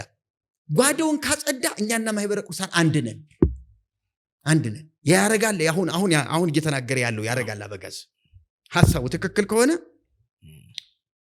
እኛ እኮ ያረጋል ጋራ የሚያጣላን ነገር የለም። ከማህበረ ቅዱሳን ጋራ የሚያጋጨን ነገር የለም። አንድ ነን። እና አሁን ያረጋል አበጋዝ በእውነት ከህዝብ ጋር ለማጣላት ነው ድንግል ማርያም ያለ ወላዲተ አምላክ አማላጅነት ዓለም አይድንም የሚለውን ነገር እኛ ስንቃወም ከህዝብ ጋር ሊያጣሉኝ ነው፣ እንዲህ አይነት ትምህርት በቤተክርስቲያን የለም ብሎ ሁለቴና ሶስቴ ቅብብሎሽ የሆነበት መድረክ ላይ እኔ አይቼዋለሁ። እንዲህ ከሆነ ነው የኔ ጥያቄ። አሁን ሰሞኑን የብፁዕ አቡነ ገብርኤል ድንግል ማርያም ቤዛ አትባልም፣ ፍጡር ቤዛ አይባልም ብለው ለተናገሩት ንግግር እነሱ ራሳቸው መልስ ሲሰጡ ነበረ። ከሆነ የብፁዕ አቡነ ገብርኤል ንግግር ተቀባይነት ማግኘት አለበት። ማህበረ ቅዱሳን ይሄንን ሐሳብ መጋራት አለበት እንጂ ተፋጠጡ፣ ድብድብ ቀረሽ፣ ዱላ ቀረሽ፣ ክርክር፣ ፍጥጫ፣ መልስ የሚባል ነገር መፈጠር የለበትም። አሁን ቲክቶክን ስታዩ የያረጋልን አበጋዝ እና የጳጳሱን ፎቶ እኩል አድርገው ያስቀምጡና የመልስ ምት ተሰጣቸው ይባላል። ዲያቆን ያረጋል መልስ ሰጥቷቸው እንደዚያ ብሏል እና ምን ማለት ነው? እሳቸውስ የያረጋልን አበጋዝን አይደል የተናገሩት? አሁን እኮ እኛ እኮ በየፔጃችን እኮ ልክ እንደዚሁ እንዳንተ ልንለቀው እኮ ዝግጁ ነን እኮ። ያረጋል አበጋዝ እስካሁን የተናገራትን ልቅም አድርገን ስለ ድንግል ማርያም ቤዛ አለመባል፣ ቤዛ አለመሆን፣ የፍጡር ቤዛ እንደሌለ፣ ቤዛ ያለ ወላዲተ አምላክ አማላጅነት የሚለው የስተት ትምህርት እንደሆነ፣ ሰው የፈጠረው እንደሆነ፣ በየታክሲው በየእንትኑ ተለጥፎ ህዝብን ያደናገረ እንደሆነ የተናገረው ሙሉ መረጃው አለኝ እኔ። እሱንን አቀናብሬ እንደገና አሁን ደግሞ እንዲህ ሰው ሲናገሩ ለምንድን ነው ቤተክርስቲያን ማታውቀው ትምህርት ነው ብለው ዲያቆን ያረጋል ተናግረዋል። ዲያቆን ያረጋል ቤተክርስቲያን ማታውቀው ትምህርት ነው ይሄኛው ብሏል። አዎ ብሏል። አሁን ደግሞ ጳጳሱ ቤዛ ክርስቶስ ብቻ ነው በማለታቸው ለምንድን ነው መናፍቅ የተባሉት? ጳጳሱን ከተጋራ ይሄ ሰውዬ ያረጋል። ጳጳሱን የሚጋራ ከሆነ ደግሞ ለጳጳሱ ተቃዋሚ የሆኑ እና አክሊልና እነ ሄኖክ እነ ሌላ እነ ሮዳስ የሚባሉ ሰዎች ሐዋርያ ሆነው የቤተ ክርስቲያን ተቆርቋሪ ሆነው ሲመጡ ስርዓት ያዙ ለምን አላለም? ለምን ማህበረ ቅዱሳን የራሱን ያቋም መግለጫ በአግባብ ለምን አላወጣም? ለምን ይደበቃል? ካመነበት ያረጋል አበጋዝ እንደዛ ያለ ሰው ነው። ካመነበት የጳጳሱ ደጋፊና ከጎናቸው ተሰላፊ ነው መሆን ያለበት እንጂ ለምን ይደበቃል? ለምን ይሸሻል? ለምን እንደገና ተቃዋሚ ሆኖ ሲቀርባል? አሁን ህዝቡን ላለማጣት ከእውነት ይልቅ ህዝቡን ባገኝ ይሻለኛል። አይ ጳጳሱ ደግሞ እውነት ትበልጥብኛለች። እርግጠኛ ነኝ አሁን ጳጳሱ የቆረጡ ያመረሩ ይመስላል። ይቅርታ ጠይቁ ተሳስቻለሁ ይበሉ ቢባሉ የሚመለሱ አይመስለኝም። ምን የሚገጥማቸው ይመስሉታል? እንግዲህ እግዚአብሔር ይርዳቸው። እኒህ አባት የገባቸው ይመስለኛል። ይሄ እውነት በጣም በደማቸው ባጥንታቸው ገብቷል። በጣም አምርረው ነው የተናገሩት እንደሰማኋቸው ከሆነ። ይሄ መልእክት የብፁዕ አቡነ በርናባስንም ይመስላል። አቡነ በርናባስና አቡነ ገብርኤል ተገናኙ ማለት ደግሞ ቤተ ክርስቲያኒቱን ይዘዋት ሄዱ ማለት ነው። ስለዚህ አሁን የተኛው ጳጳስ ሁሉ መባነንና መንቃት እነዚህ ሊቃውንት አባቶች የተናገሩትን ትክክል እንደሆነ አምኖ መቀበል አለበት። እነዚህ አባቶች ተቃውሞ ገጥሟቸው፣ መገፋት ገጥሟቸው፣ ከስራ መታገድ ገጥሟቸው፣ መገለል ገጥሟቸው የወጡ እንደሆነ መቼም ይቅርታ ክርስቶስን በመስበካችን ተሳስተናል ብለው ይቅርታ የሚጠይቁ አይደሉም። እኒህ አባቶች ክርስቶስን እስከ ወዲያኛው እንሰብከዋለን ብለው አምርረው መናገራቸው አይቀርም። በዚህ ምክንያት ቤተክርስቲያኒቱ የገፋቻቸው እንደሆነ እኛ ከቤተ ክህነቱ በር ላይ ወርቅ አንጥፈን ነው የምንቀበላቸው። ተመልከት፣ ጉድ እንድታይልኝ የምፈልገው ቤተክርስቲያኒቱ ራሷን ለማዳን ከፈለገች፣ እስትንፋሷ ሳይቋረጥ ለተወሰነ ጊዜ እንድትቆይ ከፈለገች እኒህን አባቶች ትምህርታቸውን መቀበል አለባት። መቀበል ካቃታት፣ ኢየሱስ ጌታ ነው ማለት ካቃታት፣ ኢየሱስ ቤዛ ነው ማለት ካቃታት እኒህን አባቶች ከገፋች ለእኛ ሰርግና ምላሽ ነው። ለእኛ የሚሉት ለታድሶቹ ታድሶ የፕሮቴስታንቱስ ቢሆን ይሄ ትምህርት እኮ ፕሮቴስታንት ያልጠበቀው ፕሮቴስታንቱን ያስደነገጠ ያስገረመ አፍ ያስያዘ እኮ ነው። ድሮ ኢየሱስ በነበረበት ጊዜ በስጋ ካለቆቹ ብዙዎች አመኑበት ይላል ዮሐንስ ወንጌል።